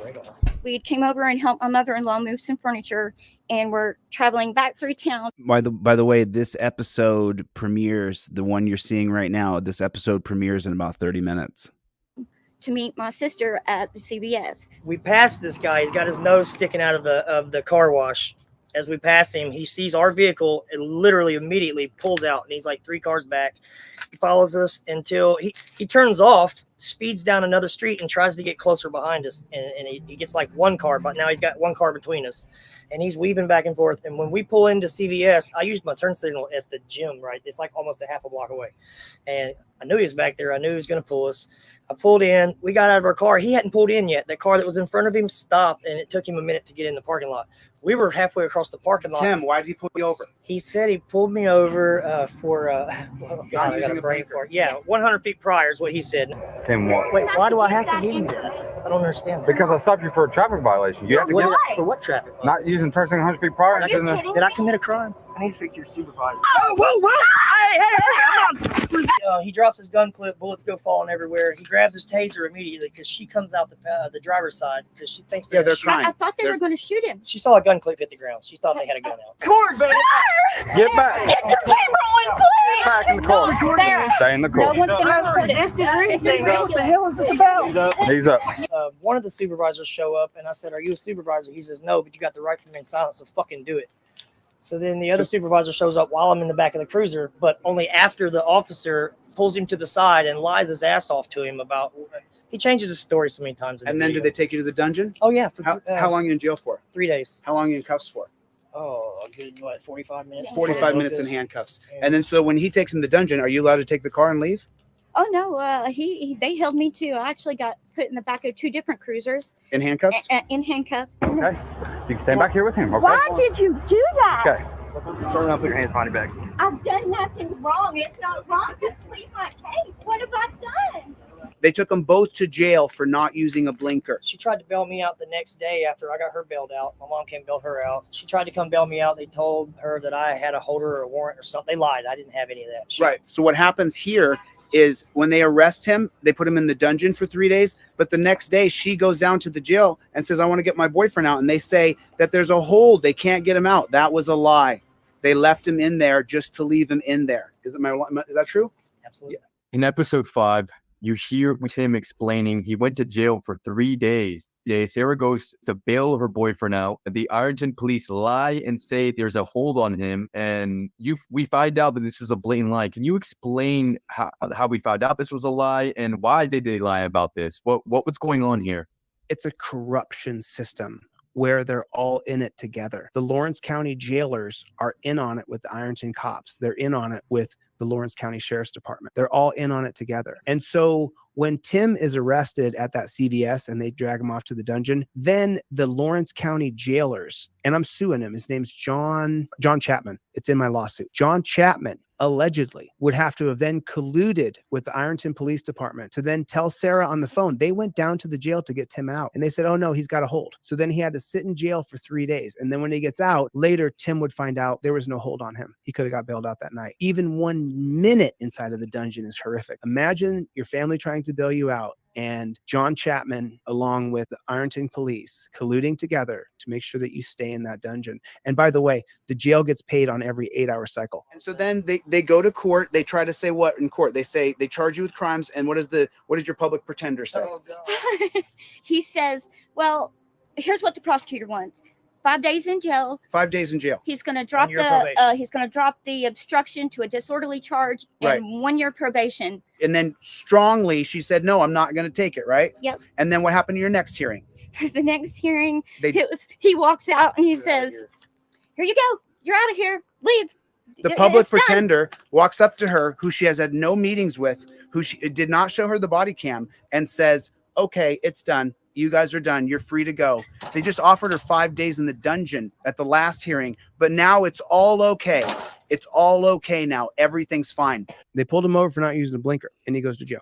Police have discretion. They can tow your car. They can not tow your car. They can arrest you. They can not. So this is a Don Andre Promotions investigation. Every single video journalist is constantly trying to keep funding.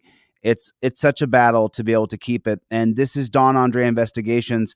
Let me drop his link down in the chat. You guys subscribe to Don Andre Investigations. And if you're so inclined to purchase his book, then do it. Because this guy's been an investigative journalist for 3 or 4 years that I know of. And so he now has created a book. So I always want to promote anybody who's a good journalist. And this guy's a good journalist. He covers everything as fairly and honestly as he can. Not arrest you. from my perspective, Andre, you should not be arrested unless you are a danger to society or a danger to yourself. And we can establish that clearly because you've assaulted somebody else, because someone's bleeding, because there's a weeping babe, because there's a man crying in the streets. The only reason you should be arrested in these United States of America is because you're violent to where you're actively destroying someone's property, breaking their house, breaking their stuff, or actively destroying another person physically. Yet they arrested Tim, maybe for no license or no blinker, but they took him to the dungeon. And if you haven't been to the dungeon, then don't hack it till you try it. And then you'll become a subscriber, and then I'll get an email from you, Chili, please help me. I get hundreds of emails a day. Most of the time on the top line, it says, please help me. Nobody will help me. In the end, Brandon Blankenship was promoted to the position of captain within the Ironton Police Department, following Chief Pam Wagner's resignation. Rumors would circulate about his younger brother, Officer Chance Blankenship's alleged substance abuse problems and ongoing abusive behavior towards others. Robert Fouch, Sergeant Evan McKnight, and Captain Chad Gu remain active police officers within the Ironton Police Department. Jonathan Spoljaric, formerly a deputy for the Lawrence County Sheriff's Department under Jeff Lawless, would resign. Shortly after his resignation, a video would emerge revealing Spoljaric's violation of Kent Freeman's civil rights. Bradley Spoljaric, who is accused of drug dealing by Mr. DeCastro during his investigation, would be arrested 6 months after Mr. DeCastro left Ironton, Ohio. Bradley is currently serving a 1-year sentence in the Lawrence County Jail for possessing meth and fentanyl. As mentioned previously, Chief Pam Wagner would resign just a few months after Mr. DeCastro's departure from Ironton. As for Sarah Page, she continues working as a DoorDash driver and striving to lead a meaningful life. Tim Lyons remains Sarah's fiancé and continues to document police activities in Ironton, Ohio. Due to Chili DeCastro's exceptional investigation, numerous officers mentioned in this video are no longer affiliated with the Ironton Police Department or the Lawrence County Sheriff's Office. In fact, some of these officers are currently incarcerated for the offenses they were rightfully accused of by Mr. DeCastro. It is truly astonishing to witness the tremendous impact that an educated and fearless individual can have when they persistently pursue justice. To stay updated on the developments of this case, I encourage you to subscribe to American Patriot Proudly.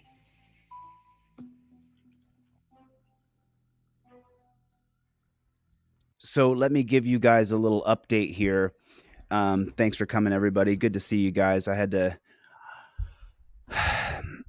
This is the 4th channel of American Patriot. YouTube has deleted the first 3 channels. This is the 4th channel I've created called American Patriot. This new channel is called American Patriot Forever. That's the name of the channel now, because I had it ready to go to launch it this on Christmas Day. I woke up and YouTube had deleted the channel. I'm just telling you guys exactly what's actually happening. So now it's called American Patriot Forever. We're at 596 subscribers. We got to get to 1,000 subscribers so that I can attach the AdSense to it so that we can eventually get this channel so they'll stop deleting it. We have another episode coming out, I believe, videos, I think. Yep. We have a video coming out, episode 5, I believe, is coming out in 46 minutes. So I imagine now we're at 600 subscribers. So a few more people just subscribed over here to American Patriot. Yeah. So it's pretty insane how Tim and Sarah will lay out exactly what's happened to them. Let me drop the link for American Patriot Forever into the chat. You guys can hit here's the link in the chat right there. And so let's do this. Let's give away a couple trifolds. So I'll give away 2 trifolds. As you guys know, this is what I do is I make sure that everybody has a trifold, that you invoke your 5th Amendment right to remain silent. So the next 2 people who go to my website, deletelaws.com, 2 people will get free trifolds today. And you'll also get free 5th Amendment cop cards. I'll give you both the trifolds and the cop cards. The next 2 people, it's 3:29 p.m. right now. Go to deletelaws.com, deletelaws.com with a Z, and put free trifold and cop card, and then put your full mailing address. I need your entire mailing address. And then I will look up I think I still have your Reunite America. I think I still have your mailing address. If not, text it to me, my brother, and I will send you out a pair of Fifth Amendment cop cards. The Fifth Amendment cop cards are just like a credit card. I mean, they're only $8, but I give so many of them away. You get a driver and a non-driver card. It's exactly like a hotel key or a credit card. So I'm going to send a pair out to my friend Reunite America as soon as I get his mailing address. You purchased a couple of these the other day? Great. Everybody has to have a trifold in their car. If you don't have a trifold in your car, then you really don't watch my channel. I got sent a video today. I want to show you guys this video. And this girl, she gets pulled over by the pigs, and she doesn't really understand that the pig's goal is to arrest you, impound your car, and steal your money. And because she doesn't actually know that, Don Andre Investigates is in the hizzy. Don Andre Investigates. Make sure we get over to this guy's channel and subscribe to his channel. Let me show you his YouTube link again. It's right here. Wow, boy, Don Andre, I wish I got as many views on videos as you get. Man, this guy gets a ton of views on his videos. Here's the link to Don Andre Investigates. He's got right on, Derek. Derek, I sent off your Fifth Amendment cop cards already. So you know, Derek, I already shipped off your Fifth Amendment cop cards. I filled out the envelope myself. Nice. You have two trifolds over each sun visor. There you go. That's what you want to do. And so I just want to give us, I want to make sure that people have my trifold and get over to Don Andre Investigates. Let me drop the link down to his channel. Appreciate the interview, Don Andre Investigates. I appreciate the coverage, man. That was really a great cover of what we're doing here. Super appreciate it, man. So let's drop a link to this guy's channel right here. Let me get the actual channel link for him. And get over here and subscribe to this guy's channel. He's got a great channel. Andre over there at Don Andre Investigations. And I want to show you guys a video right now that was sent to me actually by my niece earlier today. She sent me this video and I took a look at it and I was like, oh my God, that's just so typical of what we are forced to go through in this country. And this was a TikTok video. And this video, man, when you take a look at this, it is unbelievable. I teach you guys about the following the protocols of what you do, that the police follow a very rigid set of policies, procedures, and protocols.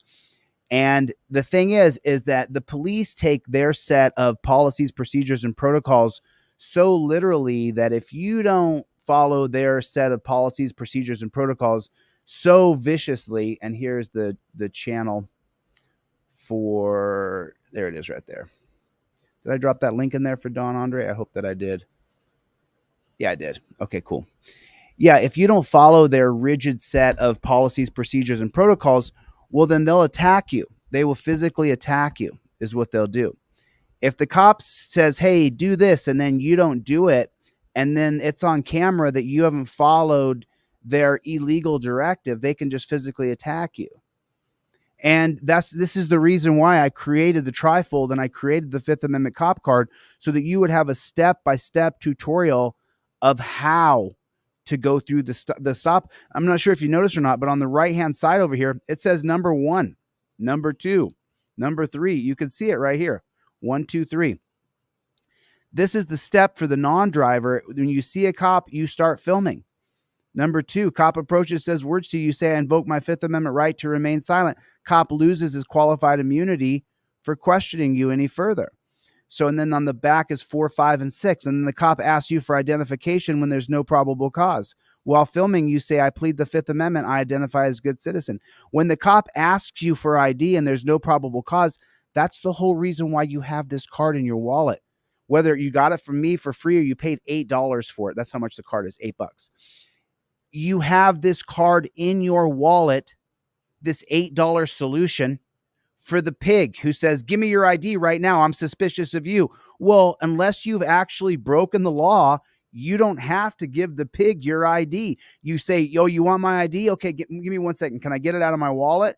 Pig says, sure. You reach in your wallet, you pull out the Fifth Amendment cop card because it's yellow and black. You can't mistake it. Then you say, here you go, sir, number 4. Cop demands ID, says he has reasonable articulable suspicion. I plead the Fifth Amendment. I identify as good citizen while I'm filming. No ID is required. And then there's the law in the navy blue. The reason you have this card in your wallet is for the moment the cop asks you for ID and you know for a fact you don't have to give it because you haven't broken any laws. You're not driving the car. You've committed no probable cause. There's no reason for me to give my ID to this pig. So instead of giving your ID, you simply give him number 4 on the Fifth Amendment cop card and you put it right in his mug. You either read it to him or you put it in his hand. It's only $8, just above what it costs me to produce them. That's how freaking passionate. Just so you know. I mean, look, aren't we all? I mean, I hate to be honest, but aren't we all pretty broke? Isn't everybody pretty broke? Isn't everybody just one paycheck away from being broke? So I made these badass cards. They're like a credit card. And I was like, man, I finally have a product where I'm going to make some profit on it. So I was selling these for $30 and I was making profit because my cost is just under $8. And so I was like, man, these cards are great. I'm finally going to make some money.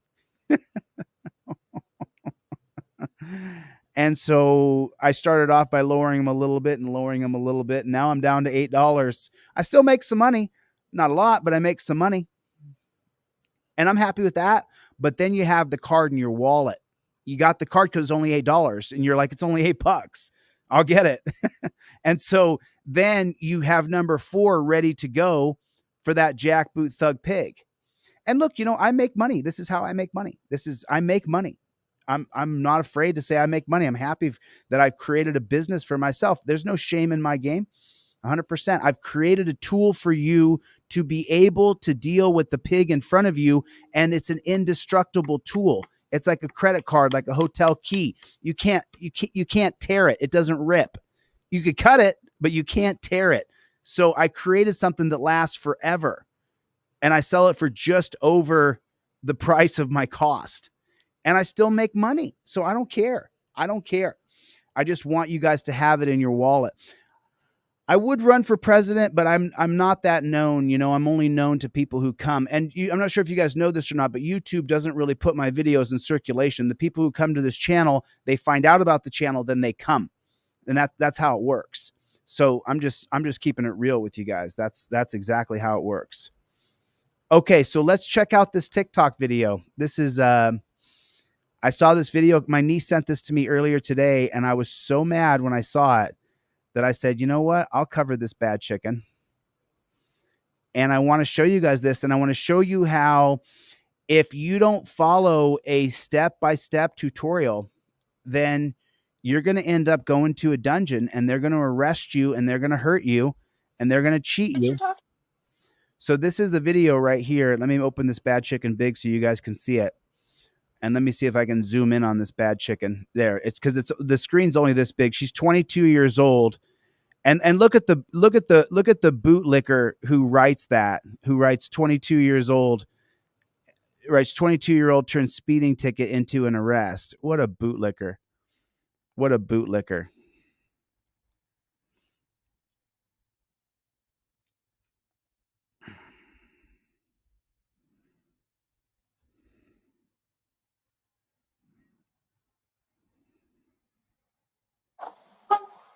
Because I've been trying to catch up to you since Seminole Boulevard.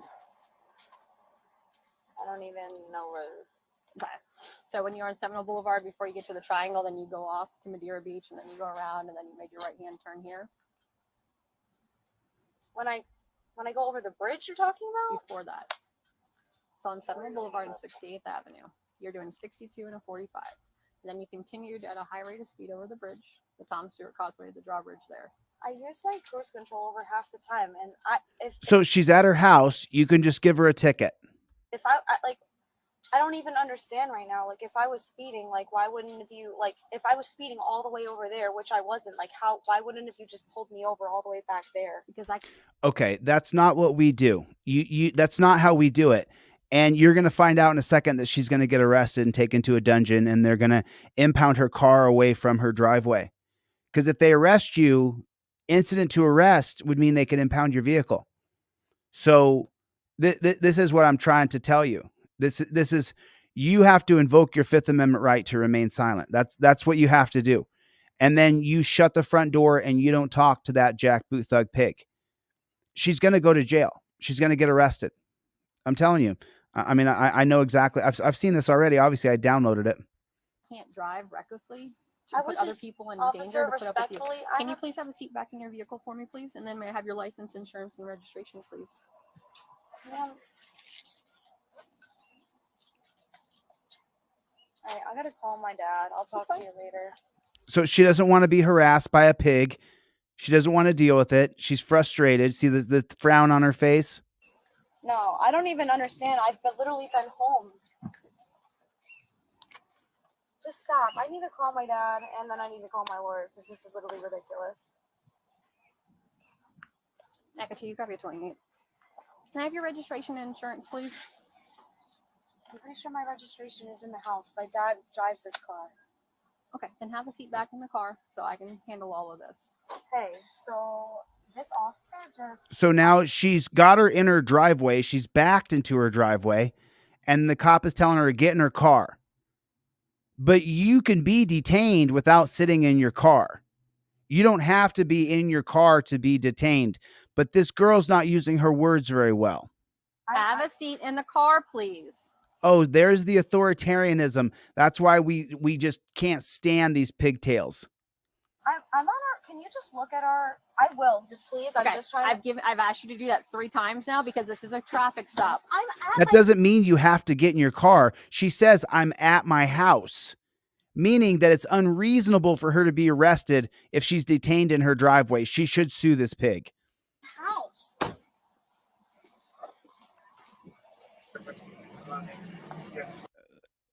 Look at this pigtail right here. She's a piece of shit.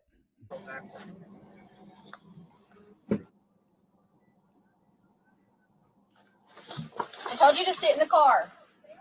So she got in the car. Someone told her to ask for a supervisor and that she didn't have to sit in her car. And she doesn't, but she doesn't know how to handle a pig. She doesn't do it all the time. Sit in the car, please. I've asked you multiple times. Supervisor right now. Sit in the I'm car. not saying another word from you. Put your hands behind your back. He's detaining me right Put your hands behind your back. No, that's being arrested, honey. That's not being detained. That's arrested. You could change the meaning of words if you want, but that's arrested. So this is what I'm talking about. I mean, when I watch this video, you have to understand, what is the cop's goal? Let's just talk about it. What's the cop's goal? The cop's goal is to pull you over, arrest you, impound your car, take you to the dungeon, and steal your money. That's that cop's goal. They're hoping and praying that this is the day that they get to arrest you and hurt you. They can't wait. They're dying. They're hoping today's the final day where you get arrested and they get to take you to a dungeon and they get to talk to their other pig friends and say, we're back at the office. Meet you back at the office. Where's the office for them? It's a dungeon. And where do you go? Into the dungeon. And they say stupid shit like, I have every right to go home safe to my family, as they put you in torture cuffs, impound your car, drag you down to a dungeon, and then steal your money in 3 ways. The first way, to get your body out of the dungeon. The second way, when they impound your vehicle to get your car out. And the third way, with a bunch of fines and fees and charges in the form of statutes and ordinances. So if you understand that the cop's goal is to pull you over, arrest you, impound your car, and steal your money, it makes it real easy to follow its very strict set of policies, procedures, and protocols. I plead the Fifth Amendment. You say every word on the top. Fifth Amendment, I invoke the right to remain silent. You have to say every word on the top of the trifold, or it doesn't count in today's American corrupted justice system. It's completely corrupted. You say, Fifth Amendment, I invoke my right to remain silent. There it is right there. That's how you do it. Let me read the winners of the contest. People emailed in. Holy smokes, I got 60 WordPress contacts. What time was that? It was 3:29. So 3:29. Chad, you didn't put your full mailing address. You got to put your full mailing address. There it is. There it is, Chad. Chad entered twice. Chad Harris, got you, Chad. I'm sending you out a trifold and the Fifth Amendment cop card. There's Chad Harris. And then the other one, oh, David, you didn't put your address on the contact form. Oh, Dawn, no address on the contact form. There it is. I got Michael Brazel. Michael Brazel. I got you, man. I got your P.O. box. Is there an address with that P.O. box, Michael Bezel? Because I don't think it's just P.O. box and then I took a screenshot of your address, Michael. I don't know if that's your full address though, Michael Bezel. Let me do one more. Let me do one more winner. One more. I'll just give away another one. Yes, Michael Davies. I'm definitely interested in the corrupt cop in your town. I always am interested, but it's not the full name and address. Chili, I ordered a poster, but not received, but I did receive the 4 cop cards, and I thank you for those. Donnie, I will check on your poster. Make sure you order one I ship and not one that goes. So I got, do I have another winner? There it is. Jeannie Russell. Jeannie Russell. There it is. Jeannie Russell in New Mexico. I got your address. I'm going to take a picture. I'm sending you folks out. You hear that screenshot? If I take a screenshot, I'm sending you out a Fifth Amendment cop card and trifold. I think that's 3 people. The poster's like $20 or something, but if you can't afford it, I'll give it to you for free. It's a PDF you print out at Kinko's or FedEx office or whatever. If you can buy it, that's amazing. If you can, I appreciate it. The poster is absolutely amazing. It is unbelievably cool. And I sell this poster, I think, for $20 or something like that. But if you email me and say, hey, I'm broke, I'll give you a deal. I mean, I give it away for free. So if you donate anything, that's great. But you know what I'm saying? I appreciate it if you can. If you can't, you can't, Breezilla, I think that you better send me in your full mailing address. I don't think this is the correct mailing address. I'm pretty sure that's you, Breezilla. I'm pretty sure that your mailing address is incorrect. But this poster right here, I do have hard copies of it that are laminated. They're like over $100 or something.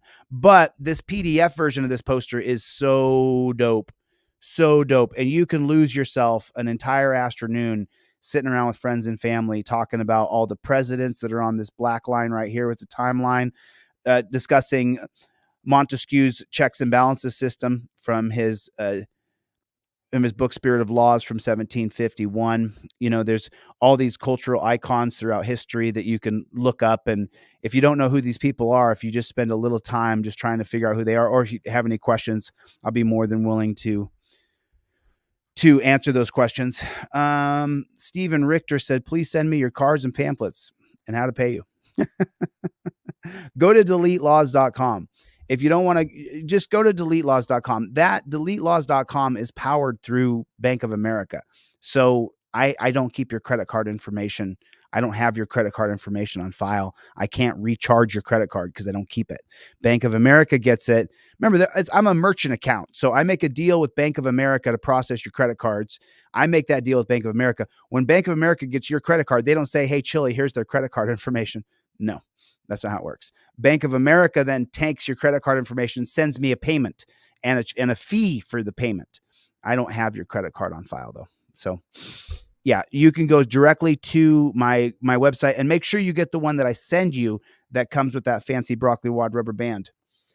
But yeah, let's get as many of these out as we can. And we have another episode of American Patriot coming out today. When does this one come out? This one comes out at 4:15. So this comes out in 25 minutes right here.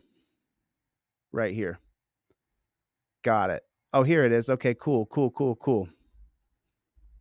Okay, cool. So this is the link for the video coming out.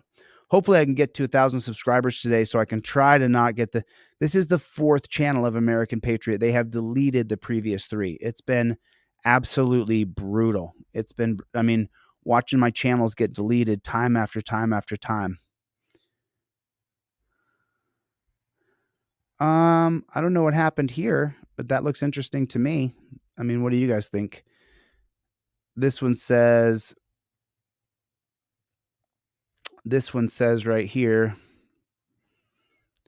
this is New York. Cops gets kicked onto subway tracks by suspect being arrested. Is that true though?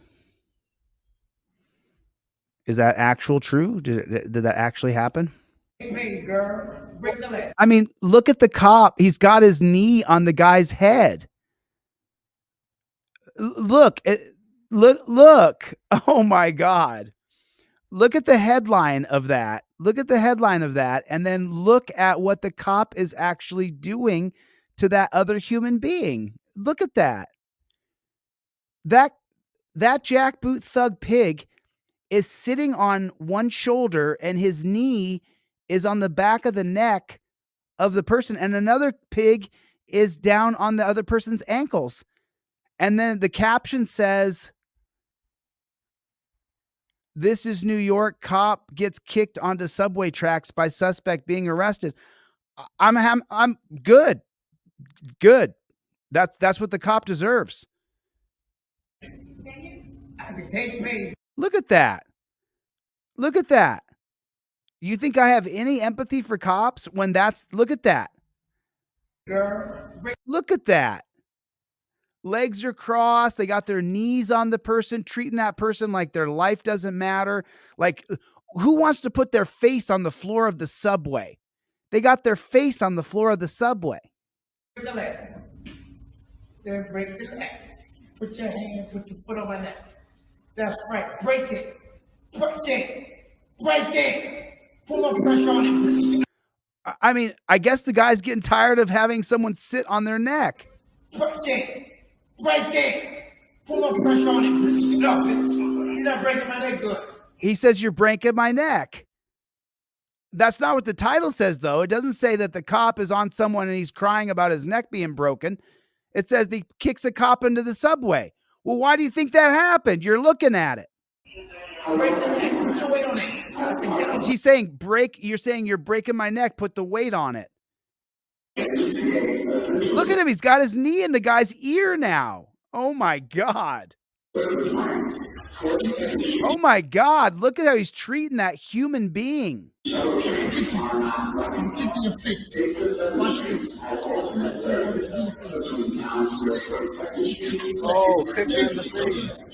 He's wildin'. He's wildin'. What about the pigs on top of that man treating him like his life doesn't matter?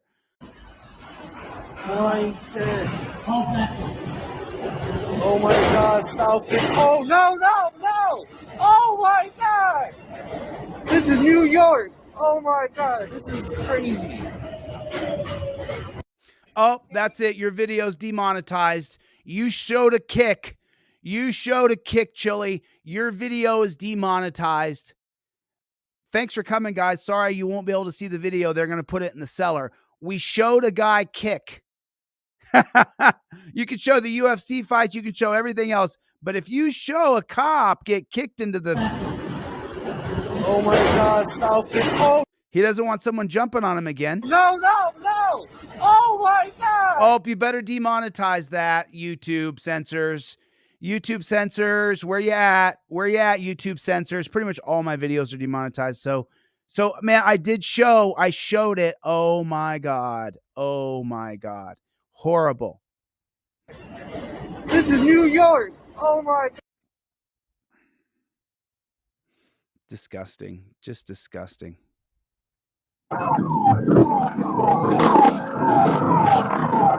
So I saw this one yesterday.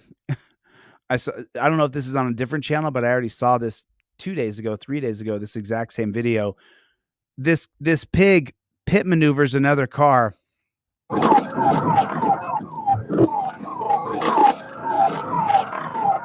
This trooper thought he was chasing a reckless driver who had fled from a traffic stop. Instead, he ends up spinning out another cop. This is a textbook use of the. Do you see him reach over and turn the lights on?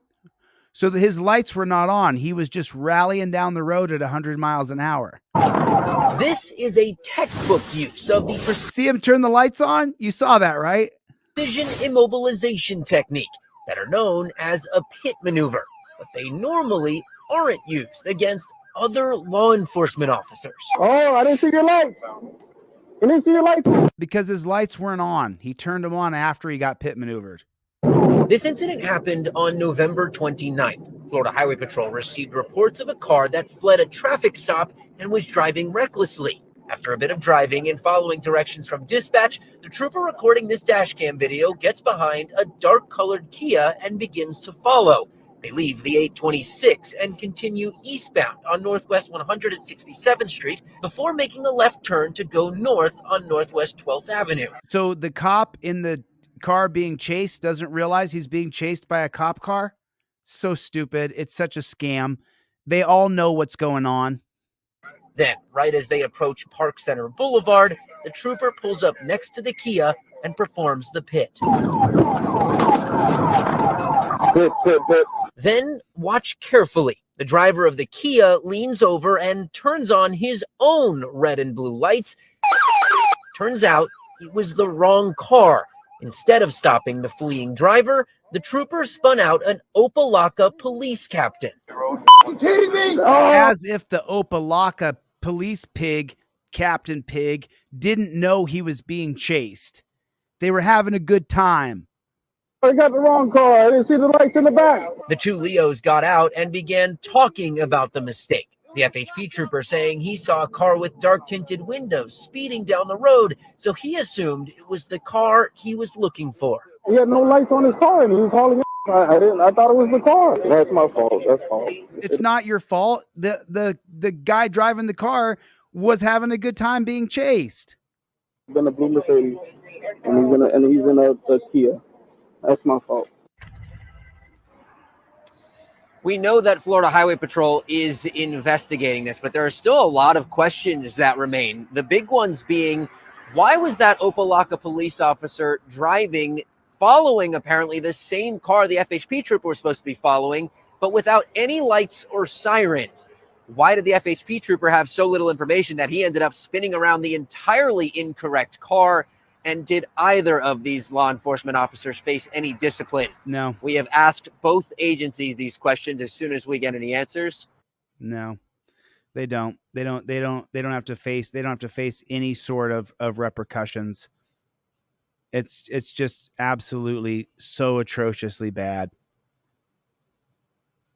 So atrociously bad. I saw that one the other day.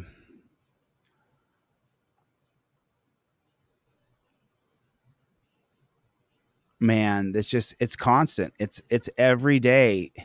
You know, I mean, put a 1 in the chat if you see every single day, if it's every day you see cops abusing, beating, raping, killing, charging, prosecuting, persecuting every single day. It's not a few bad apples. It's the system that was created. Like, let's not bullshit each other here another second. The system that's been created is ruined and completely upside down. And I saw this, man, I hope I still have it. Let me see if I can find the tab. But I have this, this Confessions of a Cop, Confessions of an Ex-Cop. It's actually a website. Let me see if I can pull it up. I have this Confessions of an Ex-Cop. This is, I hope I can find it here. Here it is right here. Yeah, this is Confessions of a Former Piggy. Okay, let's take a look at it. let's read this together, and I'll show you guys what I'm looking at here. And I'll get into some detail here. Confessions of a former bastard cop. I was a police officer nearly 10 years, and I was a bastard. We all were. This essay has been kicking around in my head for years now, and I've never felt confident enough to write it. It's a time in my life I'm ashamed of. It's a time that I hurt people and through inaction allowed others to be hurt. It's a time that I acted as a violent agent of capitalism and white supremacy under the guise of public safety. I personally ruined people's lives, but in doing so, made the public no safer. So did the family members and close friends of mine who also bore the badge alongside me. But enough is enough. The reforms aren't working. Incrementalism isn't happening. Unarmed Black, Indigenous, and people of color are being killed by cops in the street, and police are savagely attacking the people protesting these murders. American policing is a blue tumor strangling the life from our communities. And if you don't believe it, when the poor and the marginalized say it, if you don't believe it when you see cops across the country shooting journalists with less lethal bullets and caustic chemicals, maybe you'll believe it when you hear it straight from the pig's mouth. Why am I writing this? As someone who went through the training, hiring, and socialization of a career in law enforcement, I want to give a firsthand account of why I believe police officers are the way they are. Not to excuse their behavior, but to explain it and to indict the structures that perpetuate it. I believe that if everyone understood how we're trained and brought up in the profession, it would inform the demands of our community should be making a new way of a community safer. If I tell you how we were made, I hope it will empower you to unmake us. One of the other reasons I've struggled to... I don't have an account. What? I have to sign up? What? I have to sign up. All right, hold on. Let me create an account real quick. I'll sign up with Google. Give me 1 second.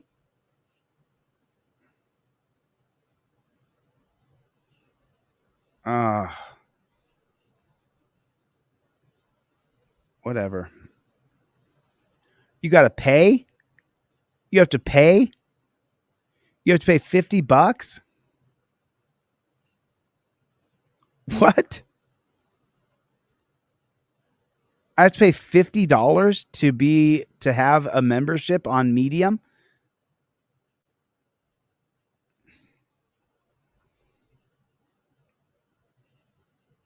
Just such crap. Just such crap. All right, I'll pay $50 so we can read this article.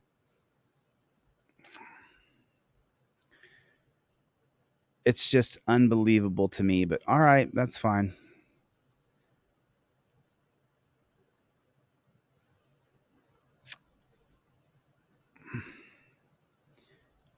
There you go. Continue.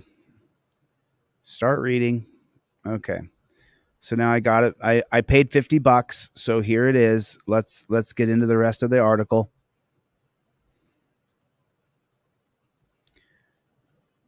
America is a thick blue tumor strangling the life. Why am I writing this? If I tell you how we're made, it'll help you empower and unmake us. One of the other reasons I've struggled to write this essay is that I don't want to center the conversation on myself and my big salty boo-hoo feelings about my bad choices. It's a toxic white impulse to see the atrocities and think, how can I make this about me? So I hope you'll take me at my word that this account isn't meant to highlight me, but rather the 100,000s of me in every city in the country. It's about the structure that made me, that I chose to pollute myself with. And it's my meager contribution to the cause of radical justice. Yes, all cops are bastards. I was a police officer in a major metropolitan area in California with a predominantly poor non-white population with a large proportion of first-generation immigrants. One night, why do I have to have this here? I don't want it. Stop. One night during the briefing, our watch commander told us that the city council had requested a new zero tolerance policy against murderers, drug dealers, or child predators. No. Against homeless people collecting cans from recycling bins. Wow. See, the city had some kickback deal with the waste management company where the waste management got paid by the government for our expected tonnage of recycling. When homeless people stole the recycling from the waste management company, they were putting that cheaper contract in peril. So we were to arrest as many recyclers as we could find. Even for me, this was a stupid policy. I promptly blew Sarge off. But a few hours later, Sarge called me over to assist him. He was detaining a 70-year-old immigrant who spoke no English, who he had seen picking up a Coke can out of a trash bin. He ordered me to arrest her for stealing trash. I said, Sarge, come on, she's an old lady. He said, I don't give a shit. Hook her up, that's an order. And I did. She cried the entire way to the station and all through the booking process. I couldn't even comfort her because I didn't speak Spanish. I felt disgusted, but I was ordered to make this arrest and I wasn't willing to lose my job for her. If you feel you're tempted to feel sympathy for me, don't. I used to happily hassle the homeless under the other circumstances. I researched obscure penal codes so I could arrest people in homeless encampments for lesser known crimes like remaining too close to railroad property, 369I of the California Penal Code. I used to call it planting warrant seeds, since I knew they wouldn't make their court dates and we could just arrest them again and again for warrant violations. We used to have an informal contest for those who could cite or arrest someone for the weirdest law. DUI on a bicycle, non-regulation number of brooms on your tow truck of the California Vehicle Code, shit like that. For me, police work was a logical puzzle for arresting people, regardless of their actual threat to the community. As ashamed as I am to admit it, it needs to be said. Stripping people of their freedom felt like a game for me for many years. I know you're going to ask, did I ever plant drugs? Did I ever plant a gun on someone? Did I ever make a false arrest or a false police report? Believe it or not, the answer is no. Cheating was no fun. I like to get my stats the legitimate way. But I knew officers who kept a little baggie of whatever, or maybe a pocket knife that was a little too big in their war bags. Yeah, we called our duffel bags war bags. Did I ever tell anybody about it? No, I did not.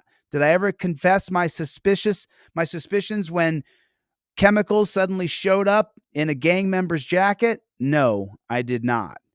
In fact, let me tell you about an extremely formative experience in the police academy class. We had a clique of around 6 trainees who routinely bullied and harassed other students, intentionally scuffing other trainees' shoes to get them in trouble during inspection, sexually harassing female trainees, cracking racist jokes, and so on. Every quarter, we were to write anonymous evaluations for our squad mates. I wrote scathing accounts of their behavior, thinking I was helping keeping bad apples out of the law enforcement and believing I would be protected. Instead, the academy staff read my complaints to them out loud and outed me to them and never punished them, causing me to get harassed for the rest of my academy class. That's how I learned that even police leadership hates rats. That's why no one is changing things from the inside. They can't. The structure won't allow it. And that's the point of what I'm telling you. Whether you were my sergeant legally harassing an old woman, me legally harassing our residents, my fellow trainees bullying the rest of us, or the bad apples illegally harassing shitbags, we were all in it together. I knew cops that pulled women over to flirt with them. I knew cops who would pepper spray sleeping bags so that homeless people would have to throw them away. I knew cops that intentionally provoked anger in suspects so they could claim they were assaulted. I was particularly good at winding people up verbally until they lashed out so I could fight them. Nobody spoke out. Nobody stood up. Nobody betrayed the code. None of us protected the people, you, from bad cops. None of us protected people, you guys, from the bad cops. That's why all cops are bastard. Even your uncle, even your cousin, even your mom, even your brother, even your best friend, even your spouse, and even me. Because even if they wouldn't do the thing themselves, they will almost never rat out another officer who does the thing, much less stop it from happening. Bastard 101. I could write an entire book of awful things I've done, seen, and heard others bragging about doing. But to me, the bigger question is, how did it get this way? While I was a police officer 30 miles away from where I lived, many of my fellow pigs were from the community and treated their neighbors just as badly as I did. While every cop's individual biases come into play, it's the profession itself that is toxic, and it starts from day one of training. Every police academy is different, but all of them share certain features. Taught by old cops like a paramilitary boot camp, strong emphasis on protecting yourself more than anyone else. The majority of my time in the academy was spent doing aggressive physical training and watching video after video after video of police officers being murdered on duty. I want to highlight this. Nearly everyone coming into law enforcement is bombarded with dash cam footage of police officers being ambushed and killed over and over and over. Colorless VHS mortality clips, cops screaming for help over their radios, their bodies going limp as a pair of taillights speed away into a grainy black horizon. In my case, with commentary from an old racist cop who used to brag about assaulting Black Panthers. To understand why all cops are bastards, you need to understand one of the things almost every training officer told me when it came to using excessive force. I'd rather be judged by 12 than carried by 6. As if these cops are in danger. It's such a joke. Meaning, I'll take my chances in court rather than getting hurt. We're able to think this way because police unions are extremely overpowered and because the generous concept of qualified immunity, a legal theory which says a cop generally can't be held personally liable for mistakes they make doing their job in an official capacity. When you look at the actions of the officers who killed George Floyd, Breonna Taylor, David McAtee, Mike Brown, Tamir Rice, Philando Castile, Eric Garner, Freddie Gray, remember that they, like me, were trained to recite, "I'd rather be judged by 12," as a mantra, even if mistakes were made. The city, meaning the taxpayers, meaning you, pays the settlement, not the pig. Once pig training has through repetition, indoctrination, and violent spectacle, promised officers that everyone in the world is out to kill them, the next lesson is that your partners are the only people protecting you. Occasionally, this is even true. I've had encounters turn on me rapidly to the point I legitimately thought I was going to die, only to have other officers come and turn the tables. One of the most important thought leaders in law enforcement is Colonel Dave Grossman, a killologist who wrote an essay called Sheep, Wolves, and Sheepdogs. Cops are the sheepdogs, bad guys are the wolves, and the citizens are the sheep. Colonel Grossman makes sure to mention that to a stupid sheep, sheepdogs look more like wolves than sheep, and that's why they dislike you. Grossman makes sure to mention that to a stupid sheep, that's us, sheepdogs look more like wolves than sheep. Oh, God. What a load of shit this is. They hate you for protecting them, and only I love you, only I can protect you tactic is familiar to students of abuse. It's what abusers do to coerce their victims into isolation, pulling them away from their family and friends and ensnaring them in the abuser's toxic web. Law enforcement does this too, pitting the officers against civilians. They don't understand what you do. They don't respect your sacrifice. They want you to get away with crimes. They just want you to get away with crimes. You're only safe with us.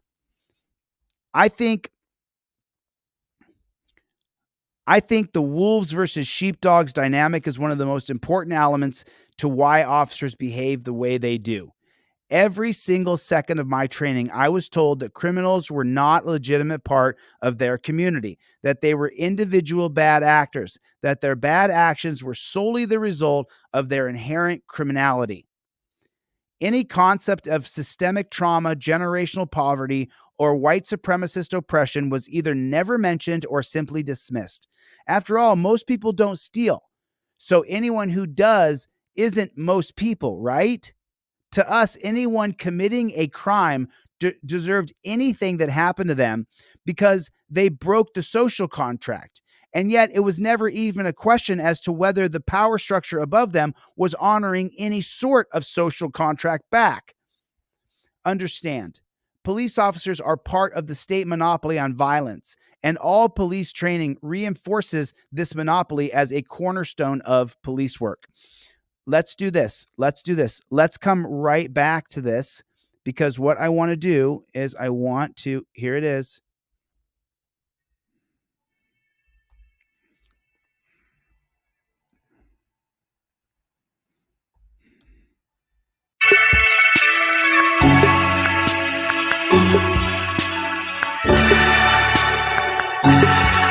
So this is episode 5 of American Patriot, Ironton Uncovered. So if you guys would please, let me drop the link here. Don't meet me there, beat me there. I'm going to drop the link for this video right here. I will come back and we will finish the rest of that All Cops Are Bastards. Right now, please jump over to the new channel. It starts in an hour, a minute and 7 seconds. I really want to get this channel up to 1,000 subscribers so that I can put it on my AdSense and maybe it won't get nuked again by YouTube. But that's what's happened. This is the 4th channel. So here's the link to this video. Please subscribe to this channel. Yo, Javelin, thanks, man. Appreciate that, man. 10 memberships are gifted. Right on. So sorry for that little burp inside there. Didn't mean to. Alan Hubbs is here. What is going on? Get over to this new channel if you guys would. Share these videos on this new channel. Javelin, I'm going to have you back on the next time we come back on. Let's watch this together. I'm going to get the flock out of here. I will see you guys on the next one.